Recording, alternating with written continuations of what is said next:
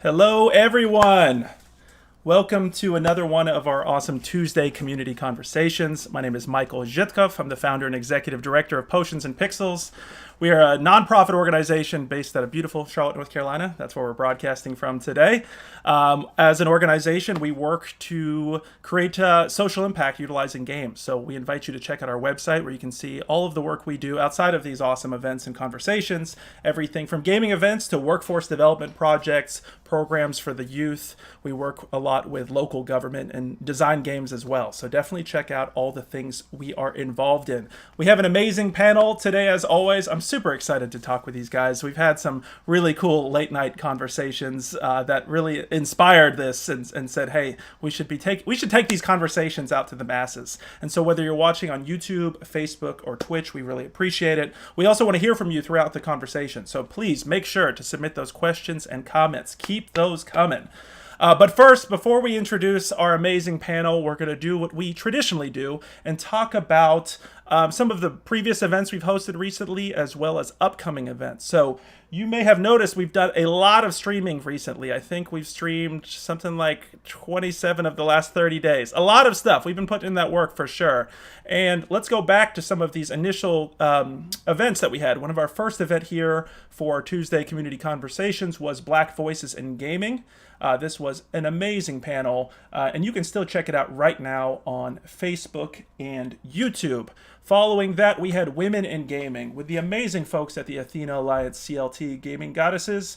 If you're not familiar with the Athena Alliance, you got to get on that. Check them out. They are an amazing group of women in gaming that are doing big things. So keep your eyes peeled. Then we went to custom game controllers. You'll notice, by the way, that Lowe's logo is on there because we got to thank our community partner. Lowe's has been an amazing sponsor for all of these conversations. They believe in these types of conversations in the community, and we know you do too. So we really appreciate Lowe's. We're also going to give a shout out to Red Bull in this conversation because they provided hey, thanks, Coach Clutch. Hey, got to thank you there for following and being a guest. I love it. Red Bull provided an arcade stick for us to give away. This custom game controllers conversation was a really great one where we explored the art, technology, and people behind custom game controllers. Then last week we held Games to the Rescue. This was a conversation with 3 doctors exploring how games are being used to fight against coronavirus. Really exciting stuff. I learned a lot. And I think one of the things, the big takeaways from this is as we practice, we do all the things we can, like social distancing and wearing masks. There are actual games that you can play right now that if you solve well enough, the results from your gameplay could turn into a cure for coronavirus. Check out that episode if you are curious. And of course, today we have Black Voices in Esports with our 3 esteemed guests, which we will get to momentarily. A quick announcement, Hispanic Voices in Gaming, which was originally supposed to be this coming Tuesday, we're going to have to push that back into October. Unfortunately, there was some scheduling conflict, and so we will be shifting that to October, but we have many more events to announce in September, so we will be continuing our Tuesday Community Conversation series.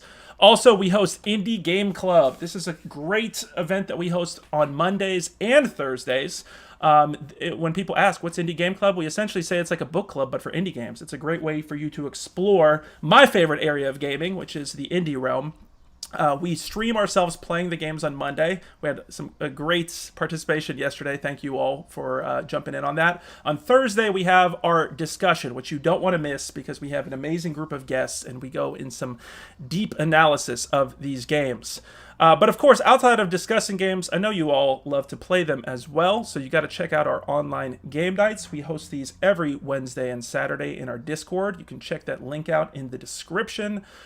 These are a great opportunity to meet like-minded individuals, a really open, welcoming community. We play video games, we play board games. If you play it, chances are somebody in our community plays it as well. So please join us for those game nights.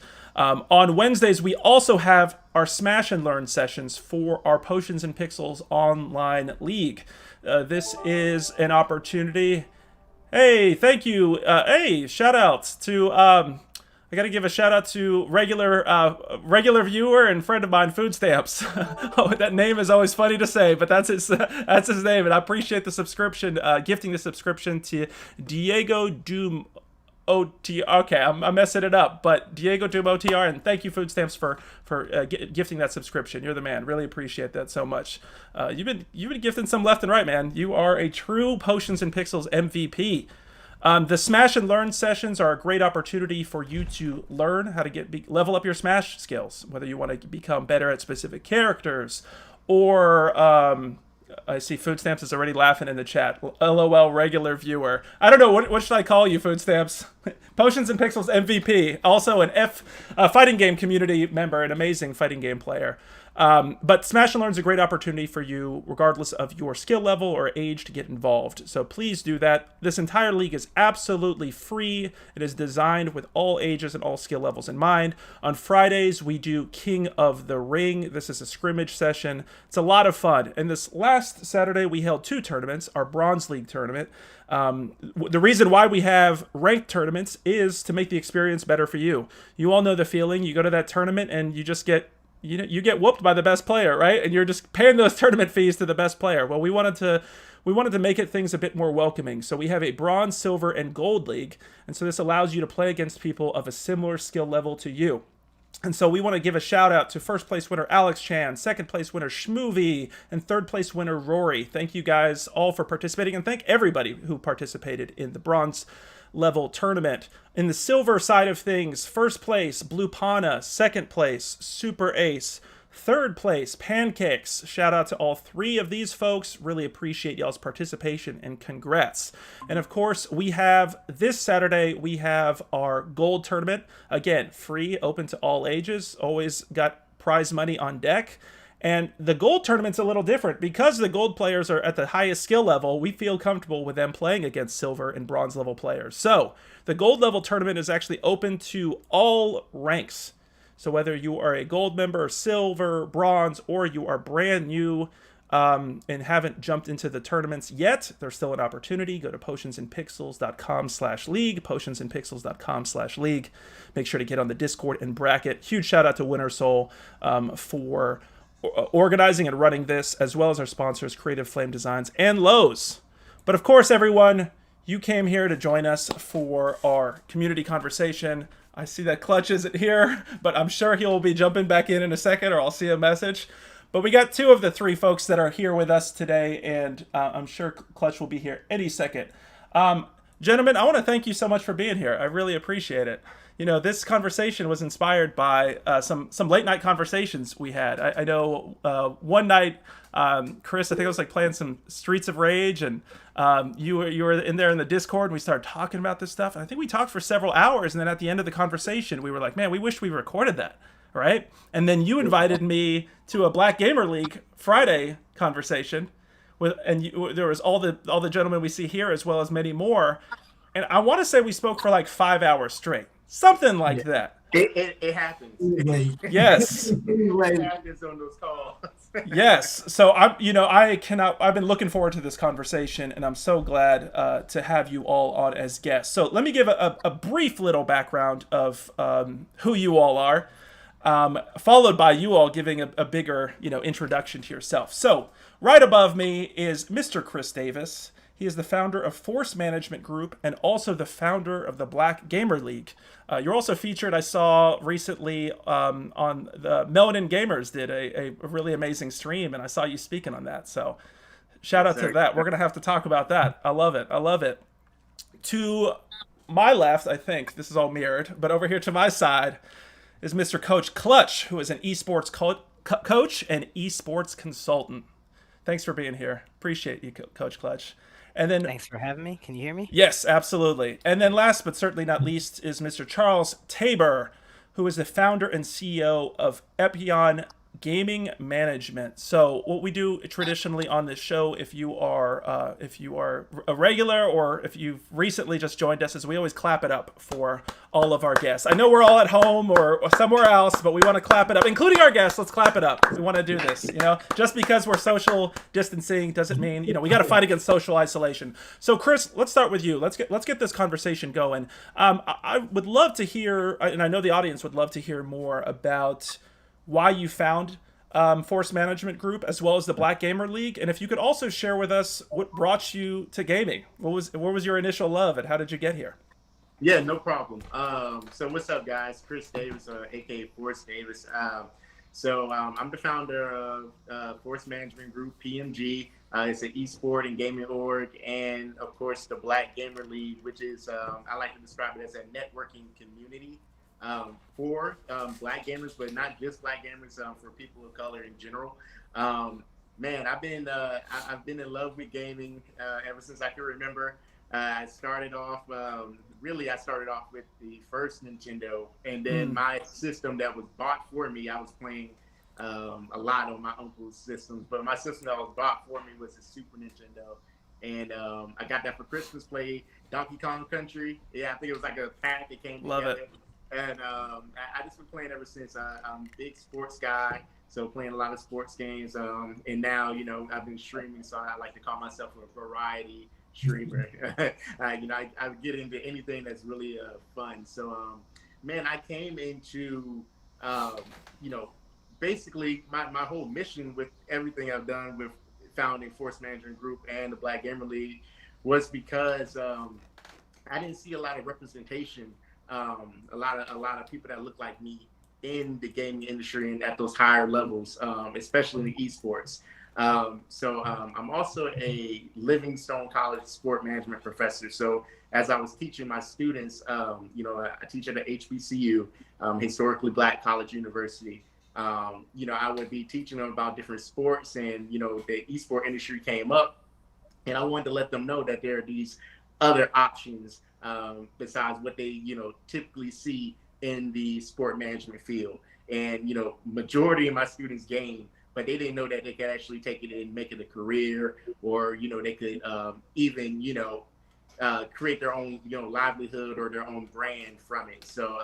I found a lot of joy in exposing them to the industry, and with teaching comes that itch. I just wanted Yes. to, I just wanted to, make sure that I wasn't just given the knowledge, that I could actually use the knowledge to help more direct, I would say. So that's why I made Phorce Management Group and the Black Gamer League.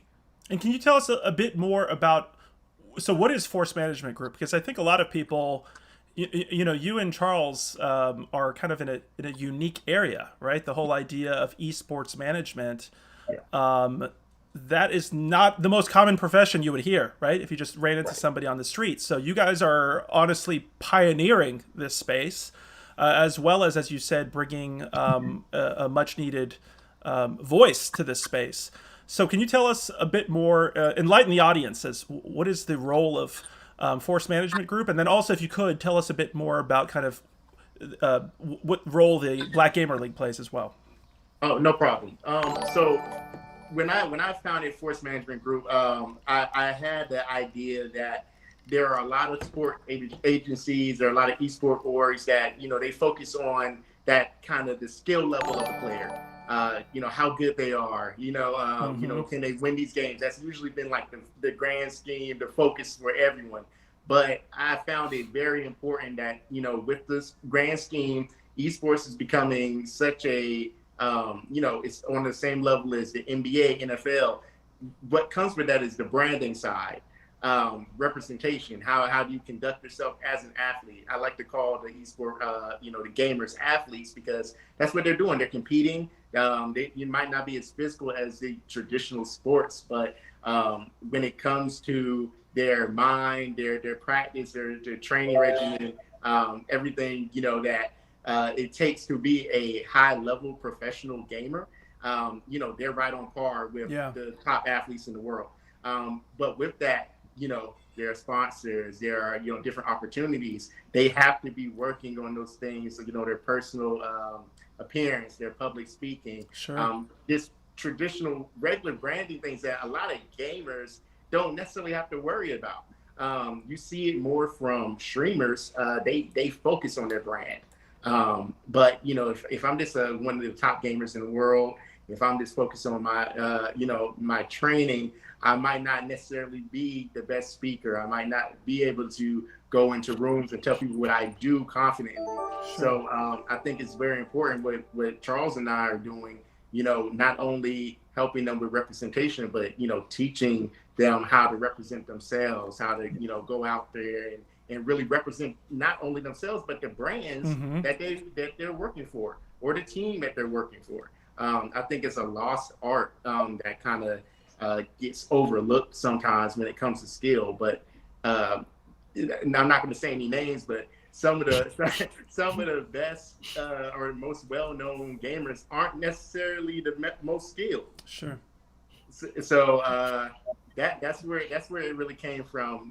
So I just felt, I could do my part and help these athletes, these sport players, really get everything that they deserve, and that's been my purpose with that. So with the Black Gamer League, it's coming more so from a business side overall. A lot of people are in the gaming industry, but how many Black people know how to connect with other Black people? How many people of color know how to really find other people of color? Traditionally, and I know we're going to get into these stats, but sure. It's esports and gaming industries. They're really dominated by white males. Sure. It's not a secret. No, sure. So I wanted to make a space where we could find each other, network with each other, and and help navigate through this journey in the gaming industry. So it's not just about the players. It's not just about content creators. It's about everyone in the industry. So graphic designers, musicians, anyone that could have a hand in the gaming industry. I wanted to create a space that we could all find each other and connect. And me doing that helped me connect with these two. Everyone really, everyone. But we found each other. So obviously it's working, and that's my goal, is to keep on making it grow so we can keep on connecting. I love that. And I love what you said there in terms of all of us being connected as well, because this is something, I'm a big supporter of as well, that we're all in this space. This is something as kids we dreamed of, working in the gaming space. And I don't think people from the outside looking in realize how well we all work together, right? How much we cooperate with each other. Somebody needs a monitor, somebody needs help with this, somebody needs anything. We all work with each other and want to see each other succeed. And Charles, you're in a similar space. You and Chris are both on the gaming management side, and I love that you guys work together throughout all this stuff, share tips, secrets, whatever it may be, to kind of to continue success. Can you talk more about Epyon Gaming Management and your journey there to founding it, as well as I want to hear as well from you what got you to your love for gaming. So my name is Charles. I'm the founder of Epyon Gaming. The way I kind of found or came up with my idea of Epyon and going into the management side, one, I used to always, I don't know if anybody watch Entourage. I love like that whole industry was very unique. I used to love watching that. But one day I was actually reading an article about kids that just got dipped off of money, from an esports org that was just bought out for millions, and then they're getting paid on pennies on end to play at the high level when these orgs are making the money. And I'm like, I don't think that's right, and then I couldn't get into the traditional sports side quite yet because of the requirements that they have. So I was like, well, let me go ahead. And I was actually at the gym working out when the name and this whole idea just popped in my head. I went home immediately. I told my wife, I said, I want to do this. She was like, whatever. So I was at the kitchen table thinking of the name, thinking of ideas. And that's kind of how I came up with Epyon. The name Epyon actually comes from one of my favorite anime, Gundam Wing. I love that show. So that was kind of like, I was like, that just fits. I love that name. That kind of represents me and who I am, in the gaming industry. So I came up with that name just with that. And then I just started networking. It was hard to break into the industry because, one, I am a Black male, but also it's just, you got to find out,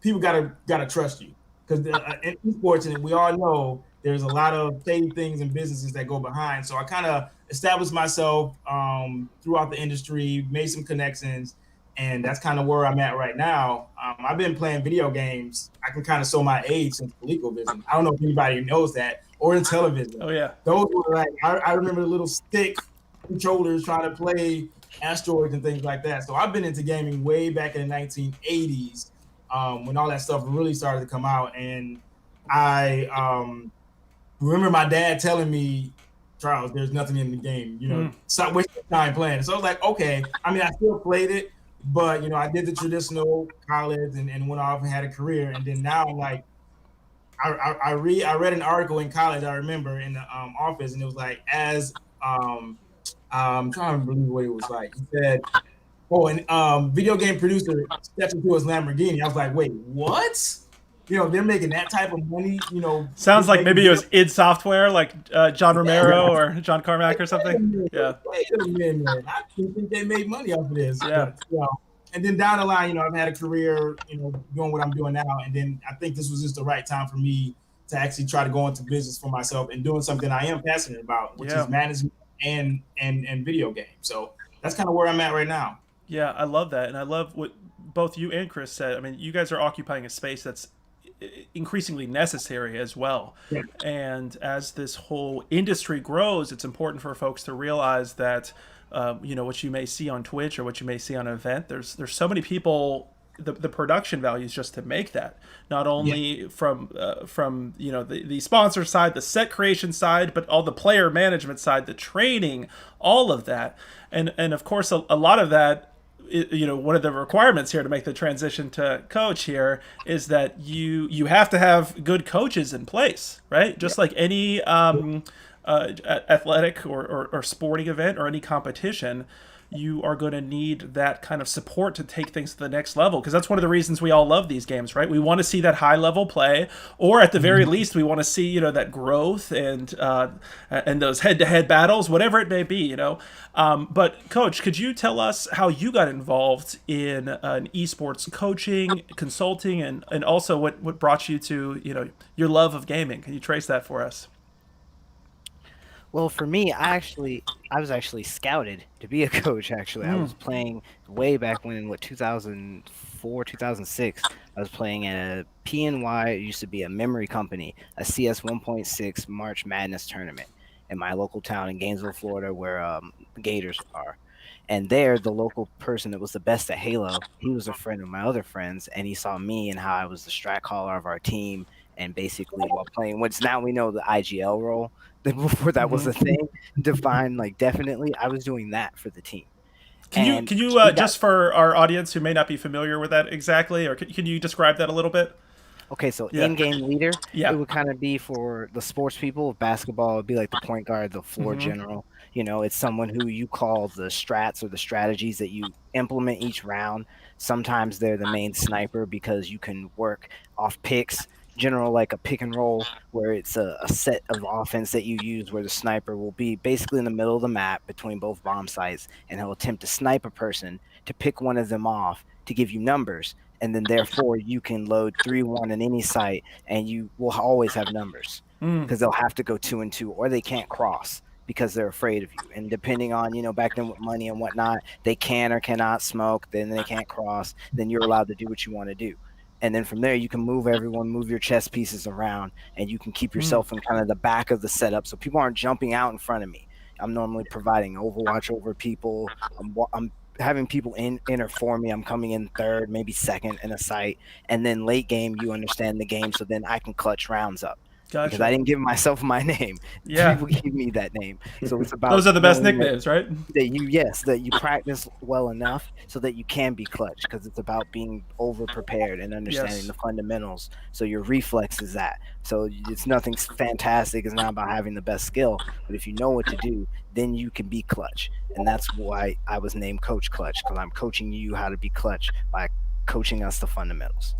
And what were the games that you said in terms of like what you've been involved in, what you coach? Can you give a little bit more of a description on that end?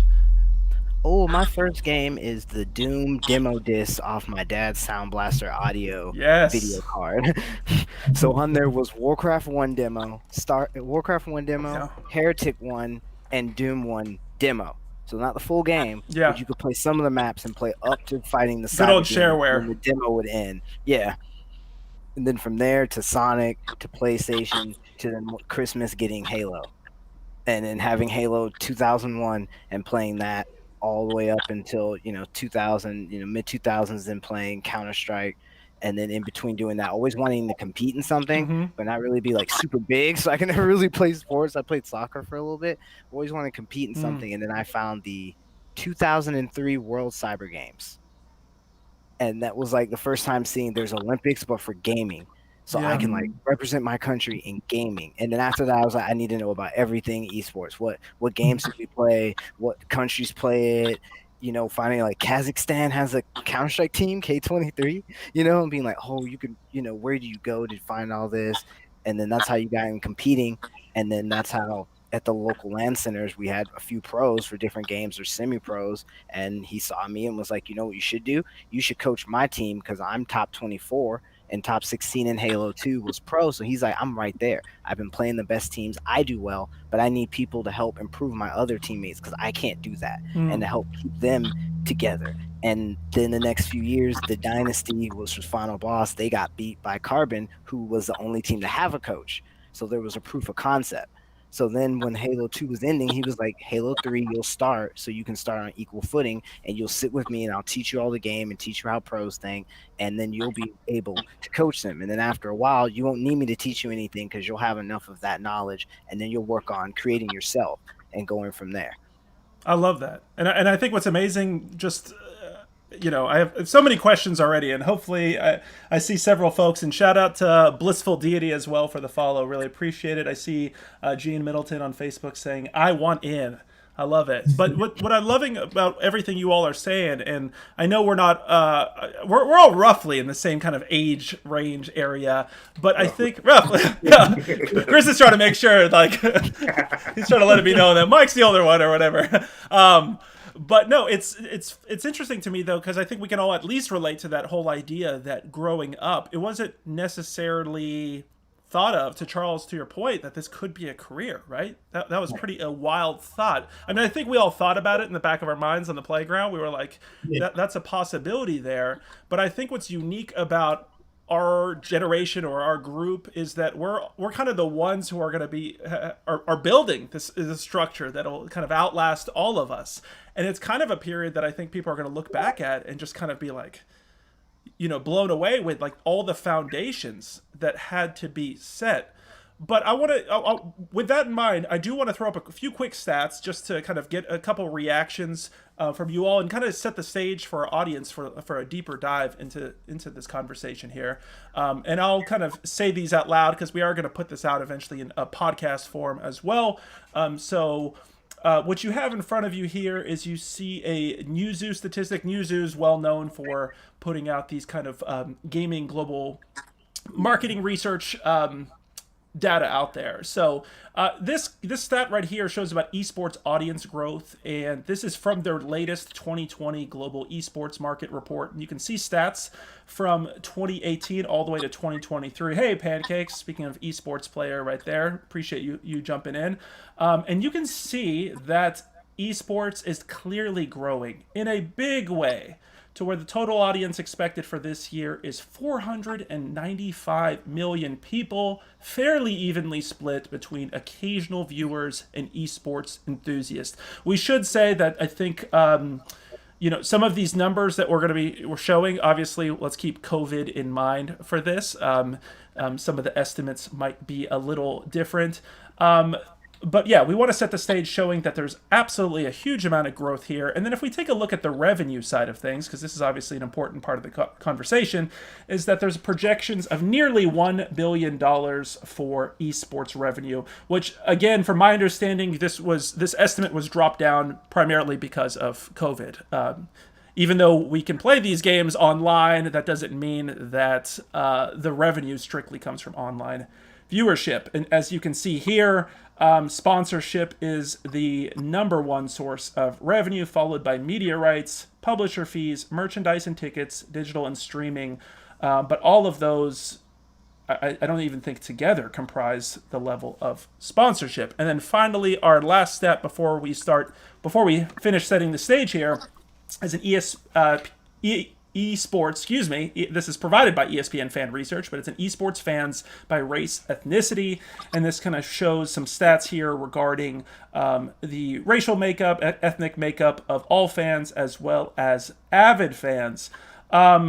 Gentlemen, let's go back to everyone here. Now that we kind of have some of these stats the audience is familiar with, one of the core elements of the conversations we all have had, and you all have alluded to this, is that with esports right now, there are representation issues, as there are in many areas. Yep. And one thing I specifically want to start off with is this question surrounding long-term pathways for careers. So I mentioned this in the Black Voices in Gaming, but there is a racial and socioeconomic divide for a lot of the games that we play. So traditionally, for example, League of Legends, Dota, Counter-Strike, a lot of these games that are traditionally PC-based tend to be more played. Again, these are not hard, fast rules, but demographically speaking, tend to be played more by white and Asian individuals versus sports games, fighting games. Shooters are kind of a mix, I guess you can say. There's been a lot of suggestions about the reasoning for that, but can you all explain that? Because I think that's a huge part, as esports is exploding with various sports, it's hard to call it like one sport. Chris, you mind starting off with that, kind of explaining why there is that divide, what efforts you all are making to combat that, if so, and just give us a little more understanding of that. Yeah, no problem. So one of the biggest reasons I feel as though there's a big divide is exposure.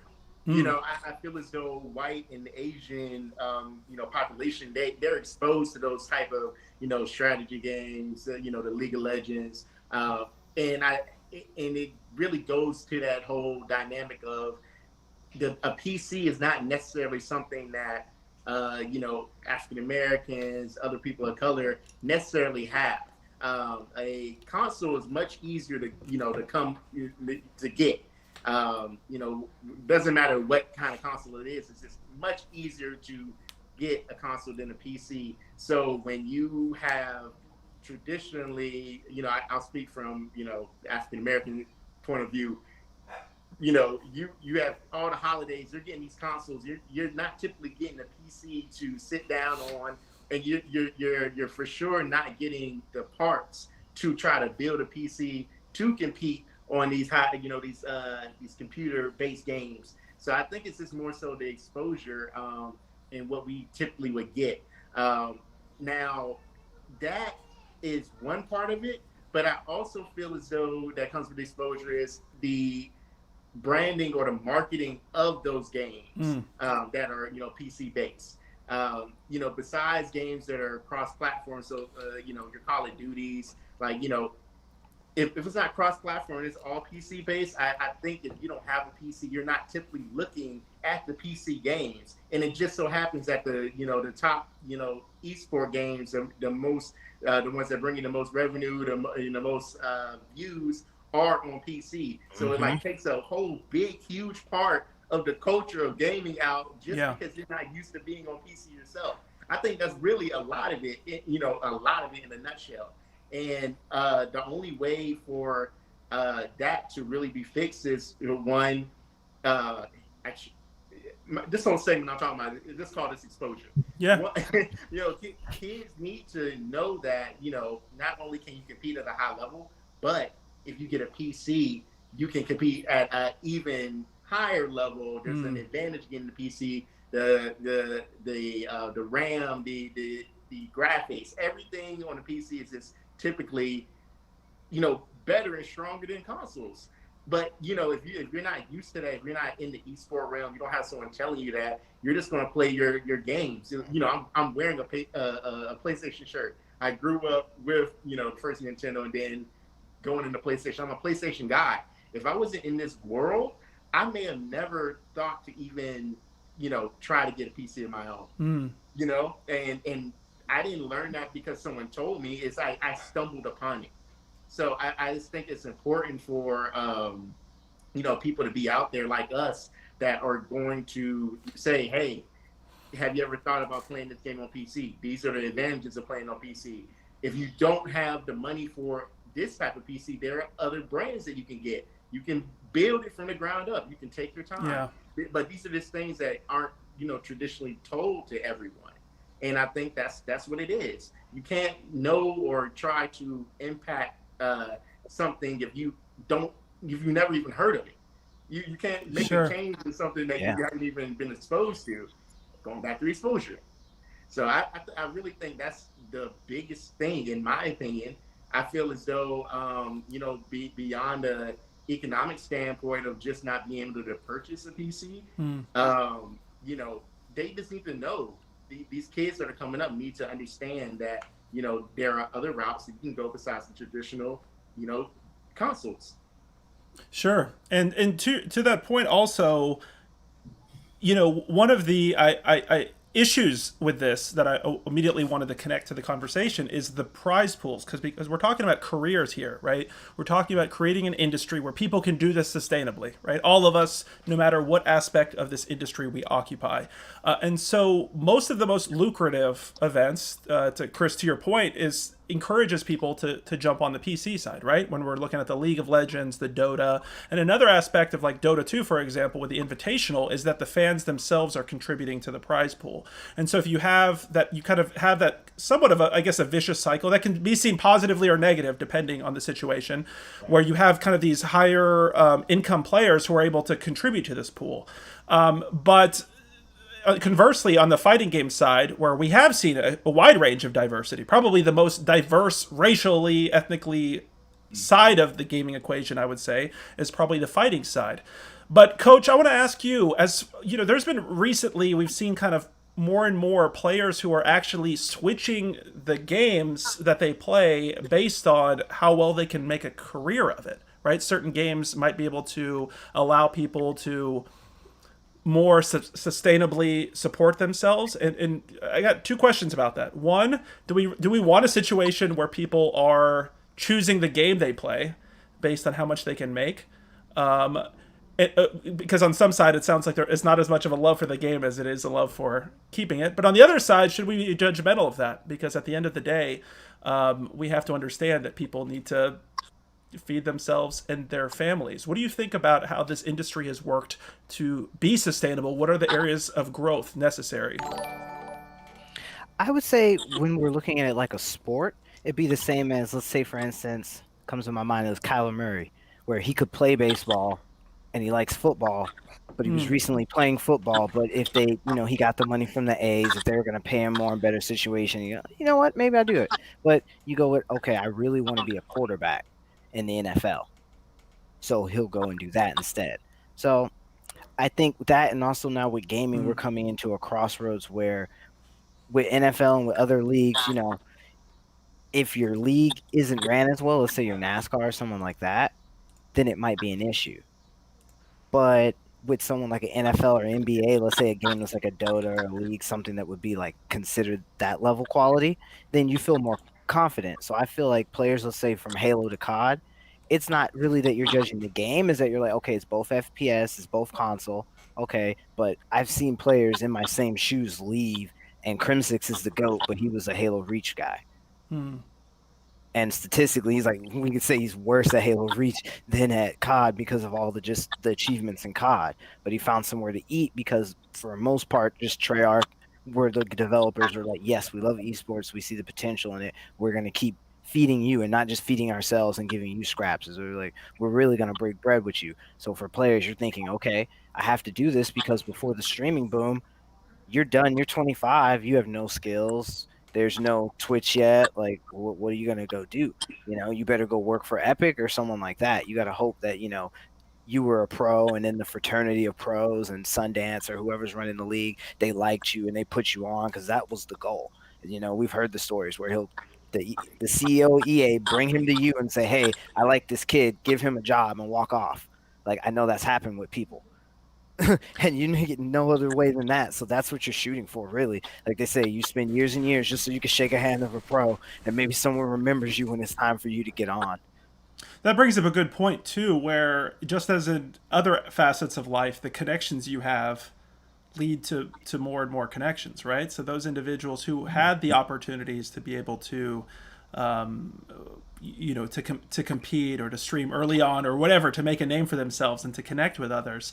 I think that's one of the barriers we're seeing as well for people of color in getting involved in this.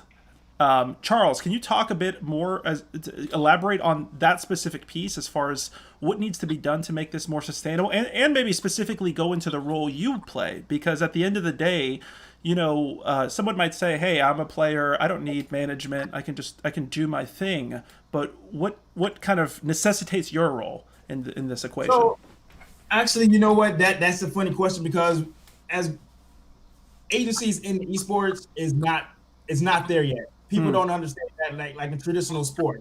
When you're getting out of college, the first thing you're doing is looking for representation, because you know that agent can get you that deal. Well, in esports, since it's been around for so long without even type of representation, kids just think that, oh, I can just do it on my own, which is not true.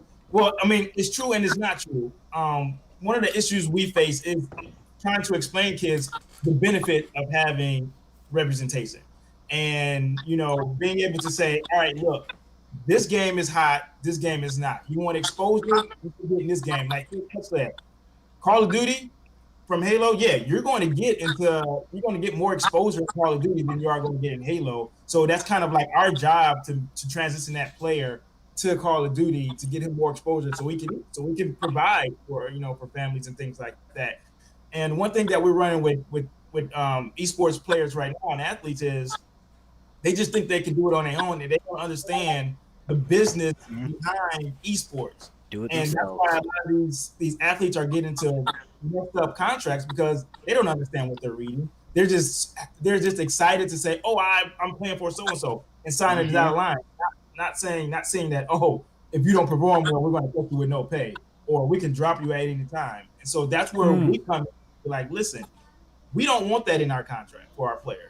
And I think a lot of organizations right now are kind of getting like worried, because now they're going to understand we can't just get over on these kids anymore, because these kids are coming in and they're kind of like, they're putting the kibosh on, on the nonsense that's happening in esports. Yep. Where these coaches or these organization owners can't sit there and say, let me sign this kid, I don't have to pay him. I mean, we've dealt with, and we've seen where a lot of organizations owe kids thousands of dollars, but because they don't have any type of representation, these organizations are getting off scot-free. So that's kind of where we at. And we kind of want to train, the kid and the athletes. Hey, the benefit, yes, you may lose a little money, because I think that's another big issue, where they want all of the money, but at the same time, you may lose a little money paying for us, but at the same time, you're not going to get gypped on a contract, and we're going to make sure you get all of your money down the line, and all of your rights to you and everything like that. So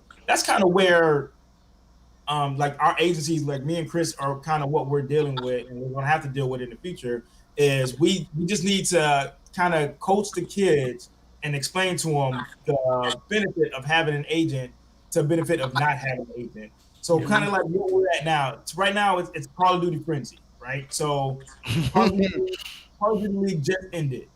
Can you explain for the audience why do you say the frenzy? Could you just give a little background for us? Roster mania. So a lot of teams are now, because of the new Call of Duty that's coming out in a couple of months, is going down to 4v4. So a lot of these teams are cutting these players or just starting all over. So a lot of kids and a lot of athletes are, what they're doing is, I don't need representation. I can just sit back and I'll just wait for them to come to me. Well, most times that's not going to happen. If you're the best of the best player, a lot of these teams don't know who you are. You're playing in the amateur league, and you really think that they're paying attention to you, which they're not. So what comes in for like our agency is, we go out and we reach out to these teams, right? We go out and says, hey, look, I represent so-and-so. He plays so-and-so in this game. Here's his stats. Here's who he represents. Here you go. Now these teams are like, oh, okay, I got this kid in my mind. I want to look him up. I want to see what he's done. And now, we've gotten a couple of like teams that, oh, we're big fans of your players. So we put that in their ears. So down the line, we're looking to hear back when they're ready to make roster moves. And a lot of these athletes, these Call of Duty athletes, they're just thinking that it's just going to fall in their lap, and it's not no more. It's not going to fall in your lap. You actually need somebody to help you and guide you to get you onto a team. To just like in traditional sports. Exactly. Yeah. These agents are going, and even though you may have the number one player, these agents are still working all 32 NFL teams. Well, let me ask you about that, because one of the issues for any sort of observer in this space is it still feels like we're a bit in the Wild West, I think, if that's a fair analogy for esports, right? And for good and bad, I guess, right? Because in some ways it's an opportunity of a lot of experimentation, different ownership models, different structures. But with that comes those situations, to your point, Charles, where people aren't getting paid, where people don't know, the buck stops with this person, where responsibility lies. So how do you guys advise players during this time? I mean, because it seems very difficult with you're dealing with, it's almost, I think, Chris, I think we talked about this, it's almost like akin to boxing a little bit, but maybe even less structured, where there's multiple different leagues. Obviously there's multiple different games, but within each game there's multiple leagues. I gotta say, it's amazing that you all are able to even keep up with this all, and I know that's kind of an expectation, obviously, in this industry. But how do you? So let's say I'm fresh. I'm really good at a game. You're scouting me, or maybe you're not. How do you discover new players? How do you get new talent? And how do you hold their hand to the next steps? So we actually have. You want to go, Ken? Yeah, because I also want to piggyback off what you were saying about the do-it-yourself mentality, because that's a part of like coaches about how it's hard for us, and it has been for a while, until just right about now in the Overwatch League, especially in the North American scene, because they come up. You're right. No one teaches you how to play these games. It's that you played the game a lot, you really liked it, and then you stumbled upon MLG, or you stumbled upon whoever it was, and then you played it even more, and then you kind of did all the networking. And back then, 48 hours, 8 hours before the tournament, we can drop 2 people and pick up 2 people and let's go and win the whole thing. The history of people winning champs and majors in console gaming, especially, you will sketch someone in a heartbeat. We have teams called, that's what we call them, Shady Halo Kids, because it could be a team of 4 players that all got dropped by their teams the night before. I've had people sketch us hour before roster lock. I've been on the bus going home and we had a team, and got home and we didn't have a team, and we had to get a friend last minute because you all paid to go already. You already paid for the team pass. So it's hard enough for them to want to, like you said, they want all the money. They barely want to give you 10 to 15% off the top. If you organized everyone, wrote down strats, help get them do what you guys are talking about doing. Because back then I used to have to wear that hat to find the people. Hey, you guys need a team to sponsor, to find different tournaments so we can all go to locals to get money, so we can save up the money to go to the tournament, which is more to the management side.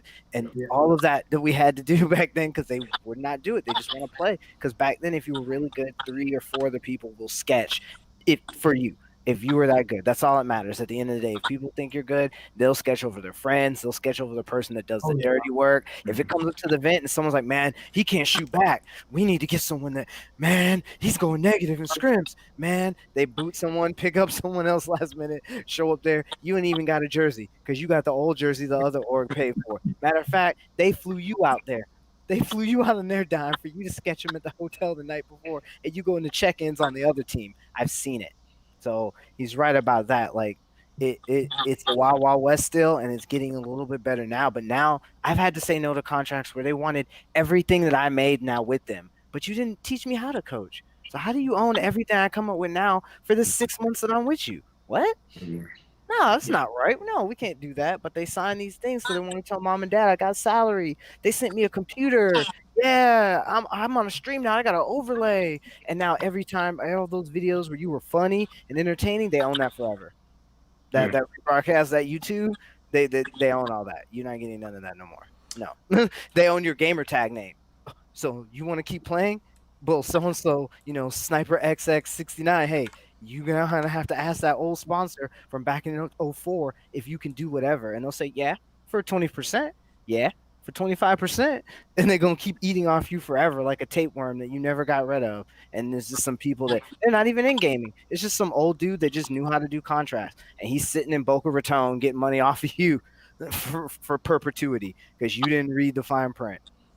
Yeah. But before we move on, I want to apologize to the folks in the Twitch chat. this is, I mean, this is something we should talk about as well in these conversations where, apologies on our part. We were in the process, we do about 8 streams a week with different events. So we were in the process with multiple people running these streams in Potions and Pixels that the bot stuff we were messing around with. But we've obviously just banned several people who were involved in the chat and saying outlandish things. So again, apologies to not only our guests, but the folks in the chat itself. I guess before we continue on, thanks Clutch for your point. I mean, this is obviously something that this is the first time it's ever happened. We've been doing this obviously we've been having a whole host of conversations, but we're getting this ignorant kind of visceral reaction here. It's worth noting that a lot of the stats that we've looked at as well clearly indicate that players of color have to deal with more of this bullshit nonsense than anyone else. So, I mean, while we're here, Chris, like, I'm sure this is something with the players you're working with. Like, how do you advise them when you're dealing with this sort of nonsense? I mean, so unfortunately, I feel like the best way to deal with, I just call them what they are, idiots, are to address them. Because I think that a lot of times, and Mike, we've had this conversation before. Matter of fact, from one of the other weeks you were doing a panel, I think that a lot of people that are comfortable with saying rude things or doing these things, they don't get addressed enough. They feel there's no ramifications for their words. There's nothing that, they feel like they can just continue to hide behind whatever they're hiding behind to, cause some type of pain or just disrespect. And I think that it's okay for us as people to address them. It's not always about turning the blind eye, because that's what keeps encouraging them. And some people disagree. They'll say that if you don't give them any mind, you don't address them at all, they'll leave you alone. But unfortunately, that's just not how the world works, especially not in streaming. So I give my people a voice. If they want to address an issue, the people that are on PMG, the people that are a part of Black Gamer League, they're educated people. They speak, or they know how to speak their mind in a way that is not so, I guess, it's not always an emotional response. It's just a needed response.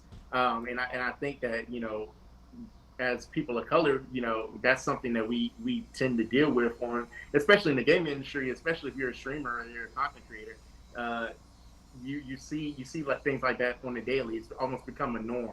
So, I give them the power to decide how they want to handle it. And because at the end of the day, disrespect is disrespect. And you never know the one time you stand up to someone. As we all know, bullies come in different sizes, shapes, and forms. You stand up to a bully once, and hopefully that can discourage them from saying anything else. But we know that that's not necessarily the real world. But I'll always tell anyone, speak your mind. If you feel disrespected, if you feel like someone is, coming at you in a negative way, great thing, we have bots, we have mods that are on our chats and things like that. But sometimes, it creeps through. So what do? You handle it the best way you can. But the main thing is not to be discouraged. Not to be discouraged at all with what you're doing, because some people just want to spew hate. Some people don't want to understand other people's issues in gaming or in real life. So I think it's important for us to continue speaking out on things that happen, and just as a community, learn how to deal with them and keep pushing forward. We can't, for every negative comment, we can't slow down. That's the time to accelerate what we're doing. And I assume this is also something that is, I guess, attractive about working with you all on the management side as well. I don't know if it's something you explicitly are forward with. I guess I should ask first, are most of the players you manage, are they exclusively Black or the majority? I'm just curious in terms of you guys obviously have insight into this in a way that people of other backgrounds may not have. And players, I would imagine, also are seeking, and streamers and content creators are seeking people that they can relate to and have their support. Like, I mean, if you go on the Black Gamer League Discord, for example, that's a very supportive atmosphere. Yeah, Charles, as far as this kind of racial component of the equation, is that something you regularly kind of coach your players and content creators on, or how does that work? So everybody that I represent, I have a mixture. It's not just dominant black, it's not just dominant white. I have a mixture of all different races that we manage. I try to help out everybody that I can, obviously. So I haven't really had to deal with an issue like that before with any of my clients, or if they hasn't come forth with me. We've had to speak to one of our clients about using certain language and stuff like that, because at that time, he may think it's fun, he's streaming and he's playing with his buddies, but in our head we're like, hey, this is your brand. Now if we were to get you on a team, just think of it like the NFL. How when you get on something big and people like to hate on you, they're going to go back into your Twitter feed, to your stream, and they're going to find something that you did like 10, 20 years ago. Maybe you were, immature then, but you're a different person now. So, we try to teach our clients like, hey, you have to, on Twitter, on stream, or whatever you're doing, you have to understand things you're saying, because Absolutely. if you say the wrong thing and we get you into a position where you can succeed, somebody's going to always look to your path to bring you down. So we kind of, we're building our clients and letting them know, when you stream, that's your brand. Watch what you say. You're not, just because you're in the comfort of your home and you're streaming and you're playing with your friends, you never know who's watching. Sure. You never know who's going back into your Twitter, and can see it and can mess up your whole career. One little tweet, one little exploit on Twitter, on Twitch, can ruin it. I've seen actually recently with a player on a big team say something in Twitch. I think they were just trolling each other, but it got wind of it from his team and they cut him like that. Get your bag sniped. They cut him. He said one word and he was on a very good team. He's not a client of mine, but we've seen it and they cut him. So you got. I like to advise everybody, just be careful on what you say, and some words are offensive to some people. So, and make sure when you're streaming or when you're on Twitter or whatever, you're a brand now. You have to think of yourself as a brand. And I'd imagine that's a bit of a challenge with the kind of more youthful demographic of esports athletes, right? I mean, a lot of the studies about hand-eye coordination and just processing, we're dealing with a younger audience. Many of them come from this there's some very toxic elements, as we see in within our culture. I don't want to paint a broad brushstroke of gaming culture as a whole. Chris, how about you to that question in terms of how you advise your players? How much does race kind of play a role in your in the assistance you provide in that area? So Charles, hit the nail on the coffin. It's when we're talking about dealing with trolls, that's one thing, but oftentimes you have to make sure that the clients you're representing are not in turn those trolls. Unfortunately. But I think it's just a base level of respect. Depending on what you're doing, if you're trying to make this a career, this goes back to the branding issue. If you want to be represented by, for instance, if you want to be represented by Nike, you have to understand that it's your brand, but it's not just your brand. You're going to be known as the esport player for Nike now. It's going to be attached. So every single thing that you say and do is going to be attached to whatever brand that you associate yourself with. Sponsors, and more sponsors aren't going to want to come to you if they feel as though you're going to go on live and say something crazy where they're going to have to disassociate themselves with you. And especially in this day and age, which is a great thing, we've seen in the gaming industry a much more impactful couple of months where people have been getting in serious trouble with the movements that have been going on, and rightfully so.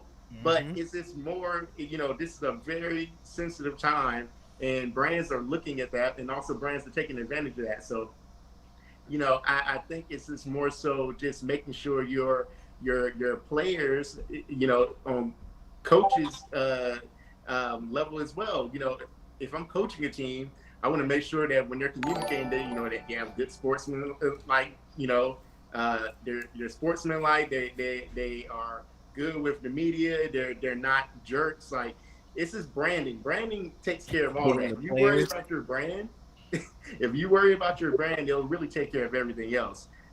Yeah, and it's interesting because you guys all kind of occupy roles as I don't know. I don't know if fatherly figure is the right word, but it's like kind of like a guidance counselor in many ways. Obviously, a manager is the official title, but a coach. But I guess what I'm hearing from you all is that you have to wear multiple hats in your position, and you probably end up doing things that you might have not imagined were common. Charles, you were talking about like the entourage or ballers examples. Like, there's a lot of things you see behind the scenes that you might have not actually thought was a typical day in the life. Coach, how have you found the coaching process, and how often do you have to kind of step in to do more than just coaching on the gaming side, but coaching them with career advice, how to handle trolls, that sort of thing? Well, to start piggyback off of what Charles said, I think the person you're talking about, they also don't have a national championship ring right now. Yeah. They don't. Just gonna say they would have a ring right now, but that's how crazy it is. He does not have a ring right now. You guys, I might not know who we're talking about. I'm unfortunately not that familiar with this stuff. So we will say just maybe you might want to look into a game that has something about people answering a call of some sort of work or duty. Okay, yes, maybe okay. But yeah, that can happen, and I always have a player expectation slideshow, honestly, because up until here recently, it's a good way because these players, gaming is how they express themselves. So you're free of authority. It's why you don't play a typical sport anymore. There are no coaches. I can't make you run laps. I can't have you doing suicides or push-ups or whatever. I can't punish you. Do you wish you could sometime? Yeah, I do wish I could find some people sometimes. They'd be on time then, because I've seen people go on people's money and get DQ'd because they were late. You got paid to go to a gaming tournament, and you can't be on time. Let's say that out loud. In the first world, you got paid to go to a place. So what do you do in that case? You're late. Well, we go home in that case, and then they don't get teammates ever again. You go and watch the finals, and you go talk to somebody else and get you a new team. Honestly, so that was to the point where the team couldn't even compete because of a player. No, you got okay. no. I thought you meant like the extra person. Okay. No, you're in losers bracket now, so you can play tomorrow. Yeah. And watch people tonight. You give it another shot, but that was losers brackets for them, so they're gone. Bye. You can go play GB games for fun, maybe. Find you a new team. But that's what happens, and that's why I had to do these like expectation meetings where you have to say, don't do, like they said, don't be on stream saying something dumb. Don't say this stuff that someone can screenshot. Don't be saying these sorts of words. I've had players, luckily I've had some good players that have been friends and people like I've coached from just off the street, going back to the thing about seeing talent, where they have not played with people because of some of the language and, the adjectives they like to use. And telling them, like, no, if you're going to say that, like, I'm not going to play with you. I'm not even going to make coach have to decide, like, hey, tell you something. Like, no, I'm not going to play with you. So then you don't have to worry about it because as a coach, you are a lot of times extra. You're like the cherry on top, the last minute thought, At LAN, everybody wants a coach when they're doing bad. When they see what you can do at LAN, then everybody, oh, bro, we should have had you as coach. I've been going to get food at events and other people like, how much to have you coach us instead? Like, they want you then, but all during the preparation and everything else. And when it comes to giving my 15% and talking about all that, then they don't want to coach. They don't want to talk about it. And then we get into where the games where they do have coaches, then we get to the discrepancies in color, I've always had to prove myself. It's kind of like the gospel. They don't believe, can I walk on water? Can I turn this into wine? I have to show you over and over again that I'm right. I have to show you without a shadow of a doubt. I have to say, yo, they're going to spawn here. And then they appear there and I've seen the pros and people go, oh, like, yo, I have to tell you, okay, at the end of the game, we need to do this and this and this, and this is going to happen. Then y'all do that. And I have had kids literally at the event down like this. We won the series. They turn around and look me dead in the eyes and say, oh my God, what you told me helped us. We won because of you. and you have to do that every game over and over again because every kid doesn't believe I know what I'm talking about because I didn't play the games. But like I haven't been doing this since they were a child, since they were single digits, since before there was hard points. And you're saying you know, it's not just them, their youthful nature, but the racial component is clearly evident there as well. Yes, because a lot of times it's, oh, we want the team pass coach spot for our friend so he can spectate for cheap. Or, oh, my girlfriend's going to come. We'll get her the team pass. A lot of times, like, yes. Have people tell you, you know what? Since we didn't have you on the team pass, we save money being able to go to the event. Having people tell you that, it's like, that's my career, though. Yeah. That's not just like your friend come and spectate for fun. Like, I'm not here for fun. Yeah. I'm literally watching you play video games. It doesn't make me like I don't age less because of that. Yeah. It doesn't give you superpowers, y'all. It is not making me rich. So there's got to be a passion there to know that what I impart on you, you have forever. After that game, you take the hat, you go forever. It's good. You never have to, you don't pay me that monthly. You don't pay me a dividend or royalty for what Coach Clutch taught you. Whatever I impart on you, if you learn that and you meet me halfway and you improve, you have that forever in the game and out of game. Let's talk a bit more about this broad picture because we were talking about earlier this idea of the Wild West, and again there are kind of pros and cons, but a major con obviously is we don't have a fully sustainable system here that people have a complete understanding of what to expect. Right? Players kind of, I think even as people who are not in the NFL or NBA or whatnot, we kind of have like a mental picture of that process, right? Through media, through, enculturation, whatever it may be. But with gaming, we don't really know exactly what to expect here. In the late night conversation that we had, that was like 5 hours or so, one of the biggest issues I have, and I think this was one of the big points of great conversation we had, was I personally am concerned that in a rush to seek validation, because I think gamers psychologically, to your point, we want to prove that this is an industry that can stand on its own feet. We want to prove to like our parents' generation, that sort of thing, that this is a mature industry that's only going to get better and better. I think in a rush to seek that validation, oftentimes we're trying to emulate the models that we've seen before. And so the question I have for you all is that a good thing or not? I imagine it's kind of probably a nuanced answer in the spectrum. I know, Chris, you got some thoughts on this because we've talked about this quite a bit. But should esports leagues try to formalize? Should they be more like an NFL, an NBA, that sort of thing? Can you enlighten us with your thoughts on that end? So my biggest thought about it is, and like Mike said, we've had a couple of conversations about this because it's really confusing. Because at the core, you want esports to be, continue to be about passion, that drive, the small man coming up or the small woman coming up in gaming and getting to a certain level. But as gamers and people are in the esport industry, it's exciting. You hear the numbers, you hear all the viewers, the financial gain and the ability for people to make livings out of the industry now. It's exciting when you think that esports are going to be on the same level as the NFL, the NBA, NHL, MLB, sure, all the traditional sports. It's exciting because, like we've talked about earlier, now it's not just one of those things where you're gaming and the old school. You're wasting your time gaming. You're not going to get anything from gaming. There are careers to be made from gaming, and not just being the gamer. So I think, it's a give and a take.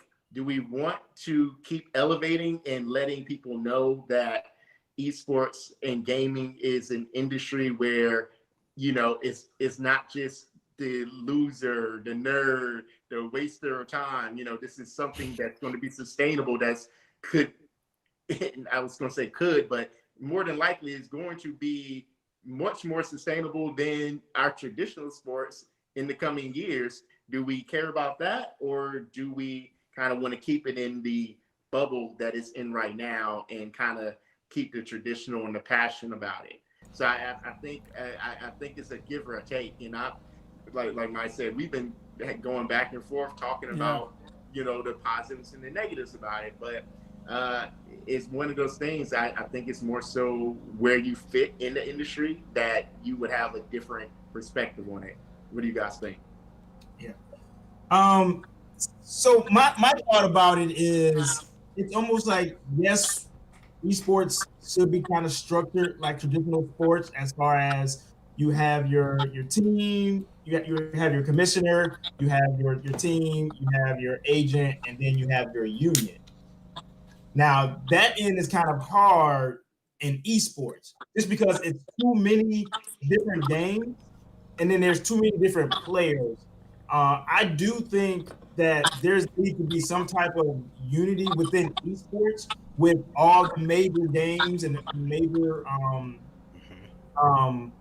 players in here, because I think at one time, or at some point, that I think there needs to be some type of structure. I think still even each like Dota, League of Legends, Overwatch, Call of Duty, I think they're all still doing their own thing.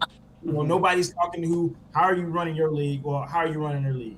But I think if there can be some type of collective union where all of these big players are in one, and they decide to kind of structure all of their leagues kind of the same way, I think esports will definitely be it'll last just as long as like the NFL and NBA is, because there's a structure, right?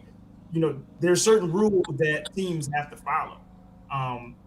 Certain rules players have to follow. You know, and I think in each different organization, everybody's doing something different. And I think it all needs to be the exact same. So if I'm a Call of Duty player and I go over and I go over to Overwatch, I should know the rules going from Call of Duty to Overwatch. Just like if you're an NBA player, you can transition into the NFL, because it's going to be almost just the same thing. You know, they have their own unions, but if you look at their structure, their base structure of how they're organized and how they're ran, they're all ran the same. You know, they all have their independent union within each other. They all have their rules, but I guarantee you, if you look at each union rules or you look at each league rules, they have the same basic principle in every last single league. And I think esports needs to be that way. I don't think Call of Duty should be ran different than Overwatch. I don't think Overwatch should be ran different than League of Legends. You know, there should be some type of base rule that everybody kind of follow.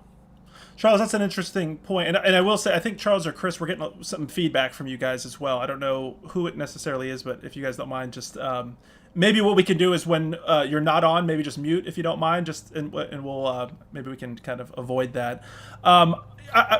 Charles, I hear you on that. And one of the questions I guess I have back for that, though, is that yes, standardization makes it clear what the rules and structure are. They're much more easier to follow, and it allows people to more easily have these other kind of supporting elements of this industry that we all kind of occupy. I guess my question, though, is in all of the major leagues that we're talking about potentially emulating, isn't it virtually... You know, it's almost 100% white ownership practically. I mean, I don't say 100% because we do have, obviously, I'm not trying to discount minority ownership in any way, but the facts of the matter are that the people who have access to capital, and these are the same people like the Kraft family and moving into Overwatch, or the money that we're seeing from NBA teams buying League of Legends teams. So I'm with you on the standardization to an extent. I still think there should be like a democratization at the local level to do control. But how do we ensure that we're not just emulating those elements, right? That in our rush to validate this industry, that we just happily roll out the red carpet for, to Chris, your point, the same white male ownership that has dominated these traditional sports for decades and seemingly will so in the future. I honestly feel as though this kind of goes back to the point that we were talking about. This is the wild, wild west. If you have money, you can. So the kind of thing, the perspective for people that may be watching, this is like a crazy perspective, but it'll make more sense. If I say, I'm going to speak this on me. If I'm a billionaire, technically, because I have that money, I could go right now in esports and start my own league. Yep. If I get some other sponsors, if I get some people to back me up, I can literally go and start my own legit league and say, this is the prize that's going to come with it. This is what you're going to get. And I can have these top tier teams in whatever game you're in, I can have these top tier teams or players come and compete in my league that I literally just made out of nowhere because I have money. So while it's still a structure where anyone can just jump in, it's going to keep on being the Wild Wild West. And I think, to Charles's point, it would make sense for there to be like a certain rule set or structure that you would go from each game, and it would be, game after game, this is what it is, period. But the other thing that we can't control, what games are going to pop, what games are going to become the next esport. It's not to the point now where we can just be like, oh, a developer is going to make a game and it's going to be the next big esport. It's not up to the developer. It's not up to the developer. It's not up to the people that hold the money. It kind of goes back to us. It's the player. It's the people that just play the game. So I think until we can kind of predict, and I don't think we'll be able to, but predict what games are going to be, sustainable and people are going to gravitate to, and the competitive scene gravitates to, there's no way of really controlling that whole factor. And I mean, that's just what it is. Could there be demands on the players' parts? I mean, let's look at what with the NBA last week, right? I mean, I think one of the issues here is that, as you said, with this Wild Wild West situation, is that we don't have a structure, and maybe it's good to experiment with different structures because I think there should be. But like, let's look at League, for example, League of Legends, right? You have Riot, who essentially controls the sport because they created it. They control League, we'll say, in that specific sense. They also run the league, the tournament league itself, and they also act as a sort of ESPN. So they kind of are integrated in such a manner that they run the entire. And that's the issue. That's the big issue. In my opinion, I think that's antitrust. So to back off their points, to go broader than a union, you need to go to lobbying where you can't have that much vertical integration because it's antitrust now. Because if I'm, let's say Wilson, right? I make basketballs. I didn't make a basketball and then you're playing basketball. And now I'm like, oh, you guys can only play basketball if I say so because I made a basketball. No, we made the sport and we grew the sport to now of basketball is what we use for basketball, not the other way around. I didn't make the new Vortex football and say, well, anytime you play that, that's the only way you guys can play it because I made that. If I don't want you to, I can come take my ball and you can't play. So the league, the game devs can no longer make money off of making the game, make money off of the league of the game because they didn't know anything about esports. They did not make esports. We brought our TVs to the What about Overwatch League and made esports. To play devil's advocate, what about Overwatch League? Like, if we didn't show up, then what? Like they gotta. What if we just were like, well, we don't want to play it like that, and then all went somewhere else and played 4v4 Overwatch? What if we decided we didn't like 6v6? So at what point can we go to the court and say your version of Counter-Strike, your base version of COD, your base version of Halo is not the game we're playing? We're playing our own stripped-down version of the game. You just made an asset. We made the league. We brought everyone together. We advertised it. We created the draw. We all did. You guys you have it written down that you guys didn't know about esports, don't like esports, don't want to build off esports, don't care about esports.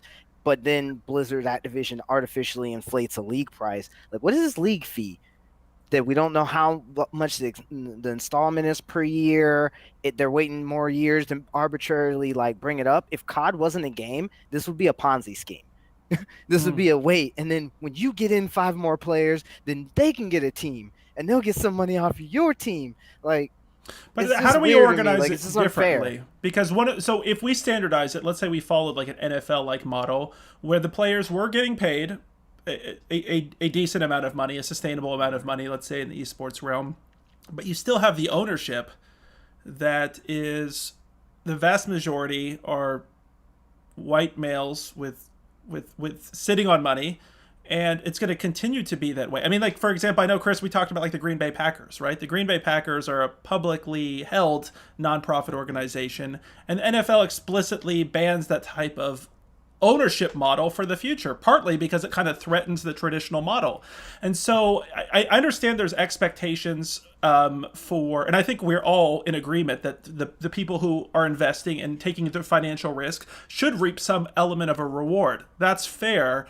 but where does it get to the point where we're having to kind of like beg in some cases or ask or kind of pull in some of these really big players who have access to capital and give them this ownership structure that to the point that we said at the beginning, we all helped kind of build collectively as a gaming community? How do we avoid that? Can we ensure something, for example, that there is a percentage of ownership that goes to people of color? People might not be accepting of that, but what do you all think about? Like, what things can we do in place to ensure that we're not emulating the worst elements of the leagues that we are trying to emulate? Yeah, I think that's a great question, but it's right now it has that answer hasn't been made. That answer hasn't been found, which is why in traditional sports you see the same exact thing that we're talking about. Like, elaborate on that if you could, Chris.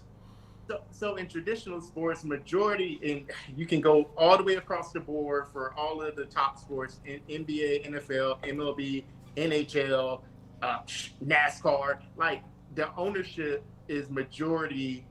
They call it the good old boys league. Mm-hmm. The white males, billionaires, and not only is it the money, but they have a system where they have to vote you in. If they don't want you to become an owner, there's nothing you can even do. You can have more money than all of them. Mm-hmm. But if they don't want you to become an owner, you're not going to become an owner. And there's nothing in place to stop that system from continuing on. And it's been like that for years and years and years and years. And that's one of the biggest things that we have with traditional sports. So imagine now we're trying to keep that from being the case in esports. They're even less organized than these other traditional sports that we're talking about. Yep. So how can we implement something now that these owners in esports are basically copying from the other traditional sports without having fixed the problem in the other sports that have been here for over 100 years? Great point. And they're not going to, and it takes, honestly, what it takes is one of the owners giving a minority a chance. Just give one little chance, because then you can keep on building off of that chance. You bring one person in, okay. But why not make it part of the initial formation or an initial requirement? So just to use a quick analogy, like with marijuana legalization, right? We have marijuana legalized now in 11 states, I believe, if not mistaken. And some of these states have taken even more, they've pushed the envelope even further. If envelope might not even be a good analogy, but in some cases, for example, in like California, there's requirements that a certain percentage of these licenses actually has to go towards minorities or people who are directly impacted by the criminal justice system, for example, the enforcement of those marijuana laws. Is it possible for us to kind of consider some of these alternative solutions or requirements? And to Coach's point, why can't the players band together, or teams or others, to kind of demand this sort of different structure? Because the foundation we set right now is going to be the foundation for the future. Charles, I see you wanted to jump in here. One reason why I think that that I don't know if that can happen is because if you look at each game in each league, who's running that league? It's the developers. Developers control that game. If an owner comes in, that developer says, all right, well, I'm snatching this game off of esports. I don't want you guys playing as far as esports. The developers of these games, Call of Duty, is this year was ran by Triac, I think it was. No, Infinity Ward. Infinity Ward, yeah, and ran by Infinity Ward. They run the league. They are actually running. They have to say so and can be like, well, we can pull our game from esports. We can have it not even competitive. So I think it all goes back to these game developers, because those are the ones that actually realistically are running each league. If you see each league and who's running it, it's these game developers. So at a point, it almost has to be like somebody has to come in and just buy the rights to that game so that developer cannot control any aspect of it. And then, all right, well, I just bought this game, to be used for competitive reasons. Why? Now I can make rules as saying, okay, well, we need to have a 50% minority group in this game, and I think that's just the structure it has to be. Until then, I don't think we can actually I don't think there's anything we can really do when these developers actually own the game. You want to go, or I can Go for it, guys. Both of you, Chris and Coach. I just wanted to piggyback off that. I'm gonna say one thing, Coach. Charles's plan of action just now literally leads us, and this isn't a negative against what Charles is saying, but this is why it's a circle. It leads us back into the same predicament that we've been talking about already. In order to buy a game to make the rules, you have to buy the game with what? You have to have money. You have to have that money. You have to have that certain income. And unfortunately, the people that have the money to do that aren't thinking about minorities or giving people a chance. It's like they're going to do it. If people are going to make a change that have money, it basically seems as though, I'm going to say seems as though, because I wanted to change, that, right now it has to be some sort of gain for them. And what we're seeing is that these traditional, owners, the people in esports, they're not seeing a big enough gain or, positive from them trying to bring in these minorities to get a piece of this ownership. That's all I want to say. Yeah. I mean, it was $25 million to buy in Call of Duty League. Mm-hmm. If I'm a minority guy and I'm trying to go get investors, I almost want to guarantee that if it was me and then there was maybe a white guy going in to the same company, they're probably going to give that investment more likely to that white guy than that black guy. And I can be the better educated, the more experienced, but I think race has as a thing. I want our league to be considered, a white league, And there's in Call of Duty, there's one minority owner, and that's Hex. He did break in, and he is the he's Hispanic. He is the minority owner of one of the teams. But other than that, 25 mil, I can't just pull that out of my back pocket. These prices are so high that it, like Chris said, it's geared toward one person. Who has the money? Previous sports owners. Yeah. Who has the majority of the money? Because that was nothing to them. To piggyback off the CDL point, the Bobby Kotick friends, is that think about these LA teams. If you're the Kroenke group, you own the Rams, you own the Valiant, then hey, you got $25 million. That's what you pay someone off their rookie deal. A player that's whole leg could explode in one play, and that's just what's the toilet flushing sound? That was my 25 mil, So yeah, I'll try it for that league. And if esports blows up like that, guess what? I own an esports team. I own a regular sports team. All these 3-4 sports teams. Complexity is owned by Dallas Cowboys. Complexity used to be red and black. They're now blue and silver because money talks. They changed their whole logo because that's how much money talks. But the Dallas Cowboys are the most profitable sports organization on the planet. They're just making money hand over fist. So yeah, I want to own that too. Vertical integration, like you said, because with the marijuana thing, those companies bought all the licensings. So they bought the licensing to sell it. They bought the licensing to grow it. Then because they did that in one state, when the next state pops out, you already know me. Boom. How are you supposed to, as a person of color, you just got out, you get your little 40K together, and you're going there, and they're like, do you even know how to run this company? This company's got millions of bucks, and they already done it. We know them. And they get another one, and another one, and another one.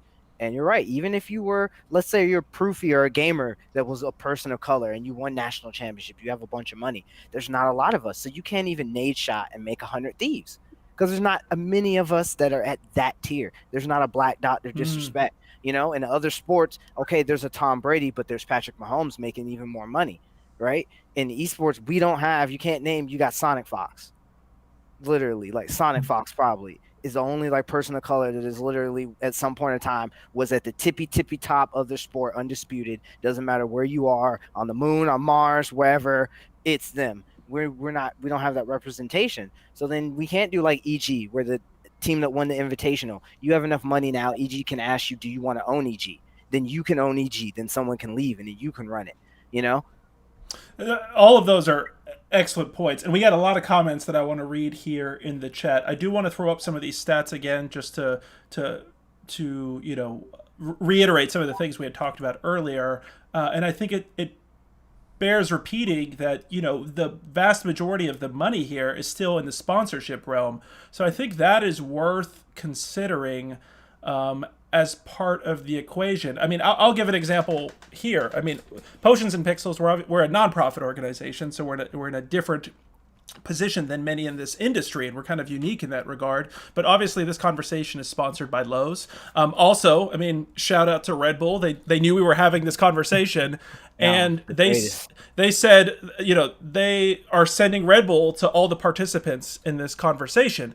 Now in both of those cases, straight up, neither of them said anything like, you know, nobody told me to drink Red Bull in a certain way and like wink to the camera. Lowe's didn't tell me like the questions. Yeah, nobody told me anything. These folks genuinely, the folks at Red Bull that I know that have sponsored our stuff in the past said, we really love the topic of this conversation. We want to show our support in some way we can. And so they did that. Lowe's at the same time. So I think, don't get me wrong, there is room for the influence of companies, and a lot of these companies have individuals that want to do good things, and the companies themselves want to do good things. But I will still say that I feel like there needs to be demands from the grassroots level. Otherwise, we're just going to risk repeating the exact same thing. And yes, there might be a case where the average player could maybe do this more sustainably, but on the backs of those players are going to be a select group of individuals who we already know the famous family names, who are just going to continue to reap those benefits. But let's get some folks in the chat here so we can. I'm going to read several of the chat thoughts, and then we can comment on those. So Amar, friend of the show, said StarCraft 2 did that too and did not allow Korean TV stations to show the game. It ended up hurting the game long term. And that's where I think the idea of, Charles, a little bit of a different idea. I think I have a bit of a separation between the publishers and the developers. I think I have a bit more negative outlook for the publishers, especially like an Activision Blizzard kind of Bobby Kotick situation, versus the developers, who I think typically just want to make the best game. Jonas Brasco, hey Jonas, how are you? I remember you from the custom game controller conversations. Thanks for coming in here again. He said it's hard to make that structure of a league with age and cultural differences. You have underage minors and various esports that win titles that are completely independent of teams and agents. Unless you create an international body of esports and a generally agreed upon code of conduct, you will not have a union or recertification of your league. Darth Saboba said, what about an open platform to play on? Yurio says, unions. No unions exist for players. Amar saying, any reason why players resist switching to other games? We've seen a couple of games that challenged Smash Brothers esports scene, e.g. Nintendo banning Smash and Evo. But these indie games will struggle in comparison to Smash games. Wow, sponsorship is way bigger than what I thought. Shout out to Red Bull, yes. Ryan Hart as well. Euros, hell yeah, Ryan Hart. Okay, so we got quite a few comments in here. So what do we think about this? And I will say, last point before I toss it back to you guys, is the audience is clearly growing. And if we go back to the statistic about the fans, we see that there clearly are fans of color. That's not deniable. And there are clearly, hopefully, a major constituent of the white wedge there that would like to see some changes as well. So, gentlemen, I don't know who wants to start that off there. Yeah, Clutch, please. Yeah. With the question about switching games with others, this is always something that I talk about with a lot of players, and why certain gamers that were good at a game, they don't keep playing. Like with Call of Duty's, how they change. A lot of times people that were on, dynasty teams, the game changes, they kind of fall off, is because of with competitive integrity and then the mechanics of a game. For us with gamers, we're all just like chess masters, where with chess, the pieces aren't changing. You can't patch and nerf a rook, nothing like that. And you like having control. And game, I always tell people, it's a game of odds. And when computer games, you have to influence the game, because no matter what you see, I always say this to players, the game is 1 and 0. That's all it is. That's all the game sees. It's a computer game. It just talks in 1 and 0. And if you don't make those 1s and 0s in the order that you need to better help you, you will lose. I don't care what you saw. I don't care how good your reflexes are. I swore I shot first. The host, the lag, the server, this, that, your mom, the moon, how you're, none of that. Did you eat a good breakfast? It doesn't matter. 1, 0. Only 2 things that matter. Did you do it right? Did you influence the game? Because you're still playing a video game that's the game, the Xbox will just turn off. You've seen people have it just turn off, and you lose because it turns off. The Xbox is red ring. Someone got excited and they bumped it. Literally happened in Halo 3 on the main stage for thousands of dollars. Thing just turned off. You lose a game like that sometimes. So you have to be able to find when you latch onto a game that has most of those parts for you, that isn't too cheesy, it has everything you like. The gamers, a lot of them, it's more about expressing themselves in the early age. So you don't really want to too much switch because you're like, I'm not good at that, or you didn't want to practice that. And that goes back to, like you were saying earlier, with instant gratification over here. And we were talking about, like, how did North American lose their foothold in Counter-Strike? I was talking about this earlier. And that throughout the years when we were getting better at it, then Counter-Strike Source came out, Condition Zero came out, Halo 2 came out, WoW came out. It's more games. If you're a kid in Russia with just a computer barely good enough to play 1.6, you don't have the entertainment I have here in Atlanta, Georgia. My Fridays and your Fridays, I got a multitude of things I could do, man. You're going to be on TeamSpeak with your boys, playing that one game. You're going to get really good at that one game, but you're only playing one game. I got a new game come out, play this game. I can go out. I can do this. TV, movies, so much media, even pros in different games. WoW was ruining people's careers. Original Dota was ruining people's careers. Shooters were falling off because they got addicted to a new game, because they have that addictive personality about the game. That's how they grinded it and got so well. So I think that's why some people don't change, because that gives you that good feeling when you think about that game that you're really good with and those good times and being in control of the situation, having some control with how everything changes in life. You're getting older. These are kids. Your brain's still developing. You're going through that, finding yourself, identity, but you're good at Smash. You got that. You know what happens in Smash. You know how to read the frame data in Smash. You know what to do. New games can come out. You can be all right with them, but you know that game. With your eyes closed, you know that game. That's your constant. You have something. So I think that's why. And most of these kids, fighting game people, they're probably the most agreeable gamers. They barely need money from sponsors. They'll drive and fly and bust themselves wherever. You give them a T-shirt, they're happy. The console gamers and everyone else are the ones that are like, oh, you didn't give me like $1,500 a month. Nah, I'm not gonna play an online tournament for you. Sean's laughing because he's heard some people like, bro, did you get me salary? No, I did not get you salary. You're not a pro yet. I didn't get you salary. I got you a salad. Computer? No, bro. You have to play on your PlayStation for one more season. You've only been to one tournament. Chill. Yeah, 13-year-old asking for $1,300 a month in salary is, I laugh sometimes. I mean, I get it. Get your money if you can get it. But at the same time, I look at the situations like, are you 13? All right, you probably right now, you've been playing the game for 2 weeks. You maybe won 2 or 3 matches. Now you think you deserve $1,300, a month from somebody. And we've read into it plenty of times. I mean, some of the kids in this industry, egos are out of this world. Statue of Liberty. They win one event, and now they're just like, I need a salary or I'm not playing. It takes a time where, like, I come in and be like, this team said they're not going to, give you a salary. Then they want to bash you. They want to say, oh, you suck and all this other stuff. But I'm like, listen, what credits you to getting $1,300 a month right now? Yep. What you won one tournament. I need to see more. And we have to. Unfortunately, we have to tell these kids.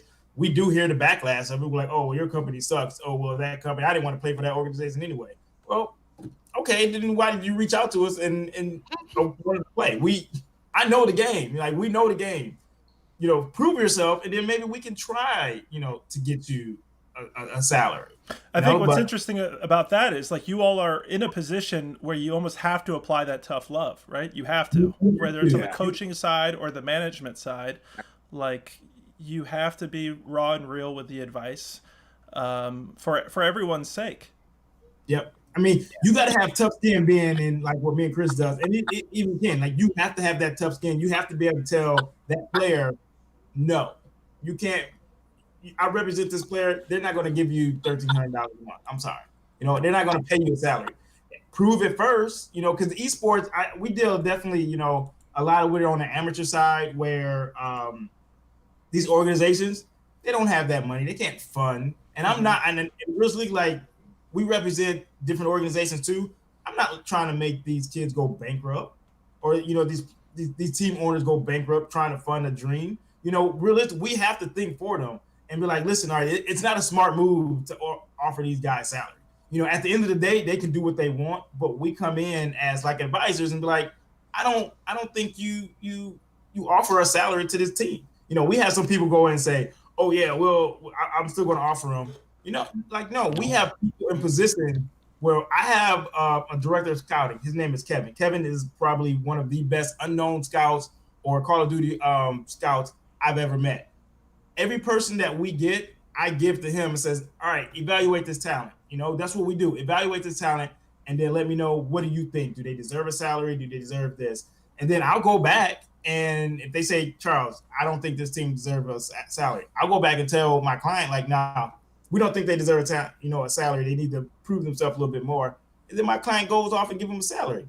Like, whoa. And then what happened? This is a true story. So he goes to give him a salary, and then 3 weeks later, 2 of the kids skate on him. Can't get a hold of him. Well, we told you don't give them a salary. What are you doing? We advised you not to give them a salary. But you went in, face. It's tough. Like a father figure. It's tough love. Yeah. Like, then they're like, well, can you go get our money back? I'm like, yeah, that's my job. I have to go try to get it back. But at the same time, if you listened to me in the first place, you would have been in a predicament. We have to be that bold. I have a CEO, Mason. He really is like, I don't care what you say about me. I'm gonna tell you how it is. And being in this industry, you have to have that, because we can't worry about kids going on Twitter and then bashing our name, because it's going to happen. It's going to happen. Freedom of speech. Only thing you can do at that point, you did your job, and just let it go, because 2-3 days later, they're not going to say anything, and it'll be far down their Twitter line. I'm moving on, and they're moving on. So just prepare for the backlash at the beginning, but then after that, there you go. Wise words for sure. I have to do that a lot in coaching and consulting. A lot of times you have to tell people they're starting up orgs. You're like, so what's your cash flow looking like? Like, what do you normally put in every month? And it's an owner, and they're working a 40-hour-a-week job, and they're putting a little money in. I'm like, all right, well, then if you do want to still do this, then we're going to have to bootstrap it, and you got to look at the online games. Everyone loves Call of Duty because it's a cool name. I'm like, you know how much that costs, team, to go? You want to pay for 6 of us to go and all this other stuff? And and they're like, but what if I get a good team? How much? Well, even more, because they don't want money. So even when you're consulting, before we even get to, you're like telling them no, Charles and Chris, and I'm telling them no too. Like, you can't afford that. I'm like, no. Even back in the day, my mom used to call it a Rockefeller hobby. She's like, oh, you got an expensive taste for a hobby, huh? Because it's not cheap to go to these events back in the day. It's $500-$600 at the bare minimum for you by yourself. Mm-hmm. So sometimes it's coaching back in the day. You have to tell kids, no, man, you need to go work at McDonald's. You need to go work. Nate Shot did it. You can do it. We're getting there. We're not going to not go because you're waiting. Man, we got to find someone to give us a full ride. Bro, you're top 48. You're not getting a full ride. None of us are getting a full ride. Not paying for me, and they're not paying for none of y'all. Well, they might be paying for me because I know how to market myself. I'm negotiating separately. They might only pay for me, bro, but I'm going to need you there to wiggle them sticks. So you need to go to McDonald's and drop them fries and then come back home and wiggle them sticks and make us some money. What's the response to that, Coach? Normally when you say that, when you issue that tough love, because I take it, from the conversations I've had with you, that the stuff you're telling me that you're saying is the actual stuff that you're saying, unlike many other people. It's like that reminds me of how much money you make a month. How much money do you bring them? If you want this much money, how do you make them money? Because you said you didn't want to split the winnings with them. Mm-hmm. Okay. And then you said that you want money from them. Okay. Well, how many viewers do you have? What's your follows look like? What's your activations? Like, you can't just, if you're going to win, then are you splitting the money? Because we're splitting it half 50-50. That's a really first good way to get someone to pay you some money. Give them 60-70% and say, hey, if I bring you back a scalp, you get all of it. If I bring you back some pelts, you can get it all. Just pay to fund me so that I can eat and keep the internet on till the tournament. Cool. We can talk, say, yeah, that makes sense. Let's try to figure out something that's like, because what do you want to sponsor that goes broke after the event? Mm-hmm. And you fly back home, you're pro, and now you got no sponsor. Why bleed people out? I tell people that all the time. I turn down so many people or help them out because I don't want you paying me to consult you, and then you go broke. Then you don't have a business. Then I don't have nobody paying me. So what was the point? Get some money for like a week? Okay, yay. Now you're broke. You can't pay me. You can't do any of it. What? And then it just looks weird when you have like a whole bunch of dead bodies from every org you consulted. They just start dying off. Like, then it's like, what's wrong with you? What's wrong with you? So no, it's just about like it like we go back to education and exposure, with like certain 4-letter client orgs that athletes like to join. But these athletes of color, like you said, why are you not going to the people of color and the owners and them and bringing your brand? You know, any one of our companies, anybody's org that's more black owned could really use a Juju Smith-Schuster, could really use a Bronny James. You know, them going to where they went doesn't really like move the needle too much for that group. That company is pretty big already. It can only get, you know, we already know about them, but yeah, it's a bit of a that's what I feel the catch-22 problem because is. some of the folks, you know, obviously are kind of looking out for themselves at the end of the day, right, and trying to do what's best for them. So it's a little difficult. That's an additional like layer of baggage that a lot of players of color have. That kind of having to look out for them, for their interests as any human being would, but at the same time, obviously try to advance this movement and cause forward a bit. We got a couple. Chris, did you want to jump in, please? Yeah, I was gonna say one thing that coach triggered my thought I've had before. Esports, when we're talking about like the structure of esports, it's a lot like college sports or high school sports. Like in reality, if you really think about the grand scheme of things, esports right now as a whole, we're in that high school level. You can go to whatever high school you want to go to if you live in the area. You can play whatever sport. And there's so many different things that go behind that. But when you're going and you're trying to get to that next level, and to piggyback off what Coach is saying, you know, if I'm a minority, you know, gamer, just like if I'm a basketball player that's a minority, I might want to go to Duke because that's going to help me, you know, get to that next level. But I could have the option of going to an HBCU, a historically black college university, and with my talent, trying to help the school and still help myself. But we're not at that point of thinking right now. Like, goes back to what you were saying, Mike, is the money kind of like that important grand scheme of things, because money does talk. And I think, unfortunately, because money talks, that we tend to lean towards what's going to get us to where we want to get faster.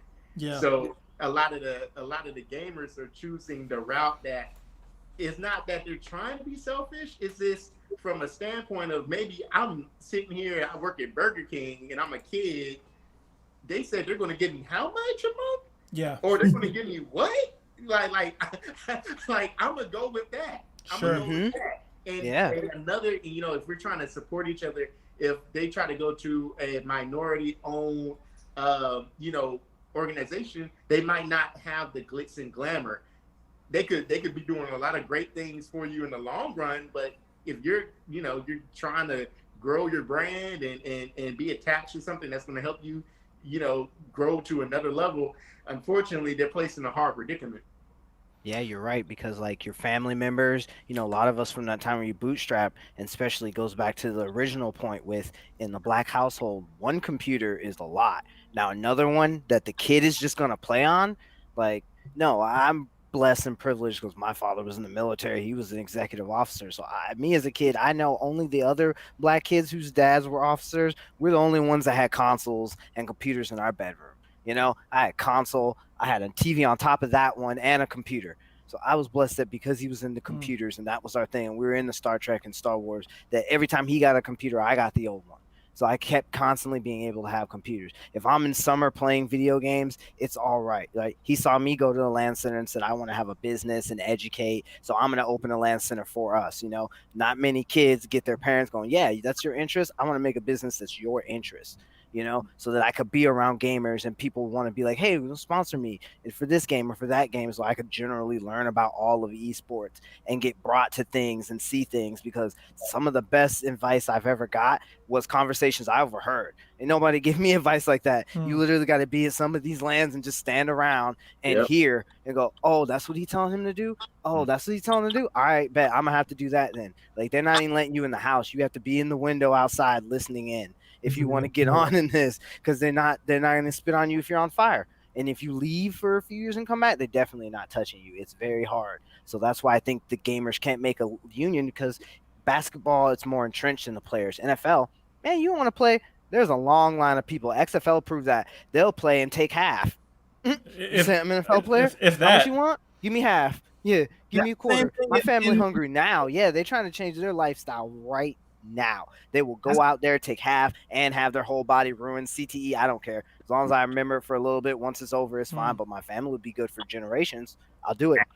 Yeah, that's the same thing in esports. That's why a lot of these esports players try to hang. They can hate the game, but they know as soon as they leave, there's somebody right there behind him, and there's somebody right there behind him.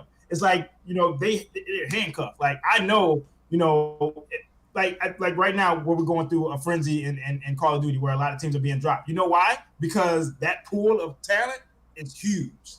They can just pick and choose. They know they don't have to be stuck with one player for 5 years at $20,000 or $50,000, $60,000 a year. They know, okay, I'll be stuck with him for a year. I know there's somebody else in that pool. Let me grab from that pool. I'll cut you. I can pay him half. Because guess what? They just want to be, a lot of kids just want that attention.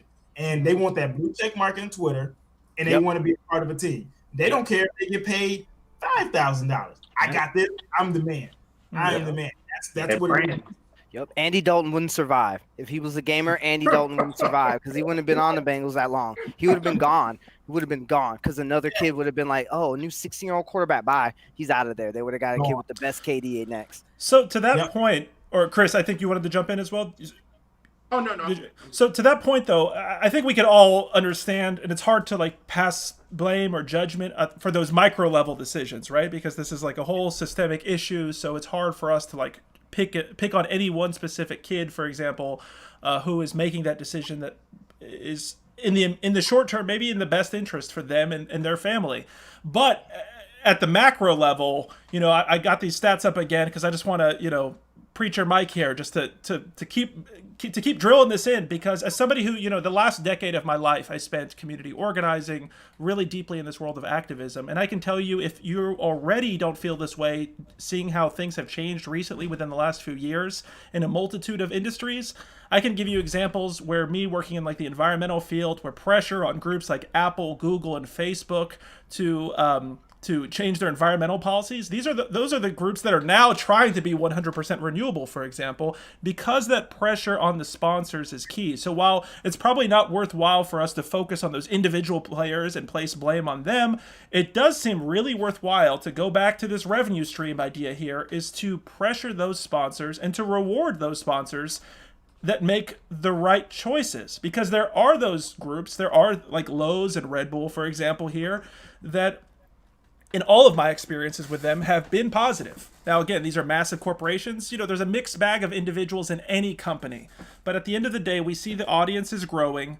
We see that there's more money to be had in there. And it seems like it's a perfect opportunity to organize to ensure that the players are represented, that ownership is representative, that we don't repeat the same things we do. And then my last thing I'll say here before I just jump on a comment is that in this time right now, when a lot of these companies are on social media doing a blackout, tweet or Instagram, or saying, hashtag BLM, this is a perfect opportunity to put your money where your mouth is. And with the bully pulpit that these groups and individuals have, this is a great opportunity to say, hey, we can do better. This is a fresh opportunity. This is a Wild West that we have an opportunity to actually take in a different direction.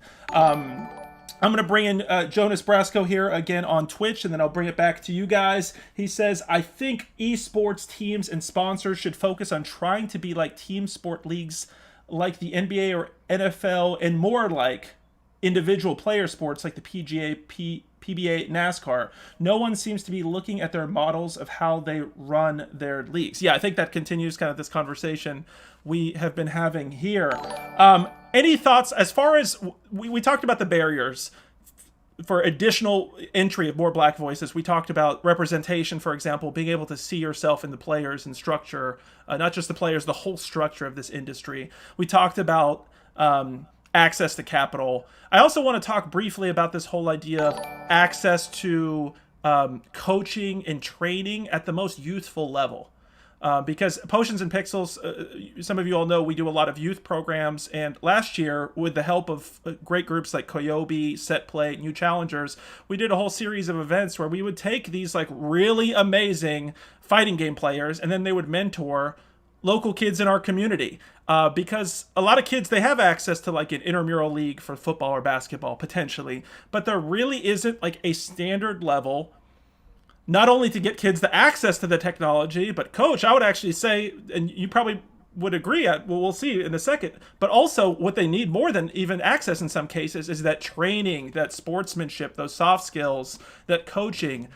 How do we ensure that we are getting kids who now could have potential scholarship opportunities like Belmont Abbey, Salisbury? We have all these colleges locally here that want to give these scholarship opportunities. How can we ensure that we get more Black voices into these positions from the youthful level all the way up the spectrum?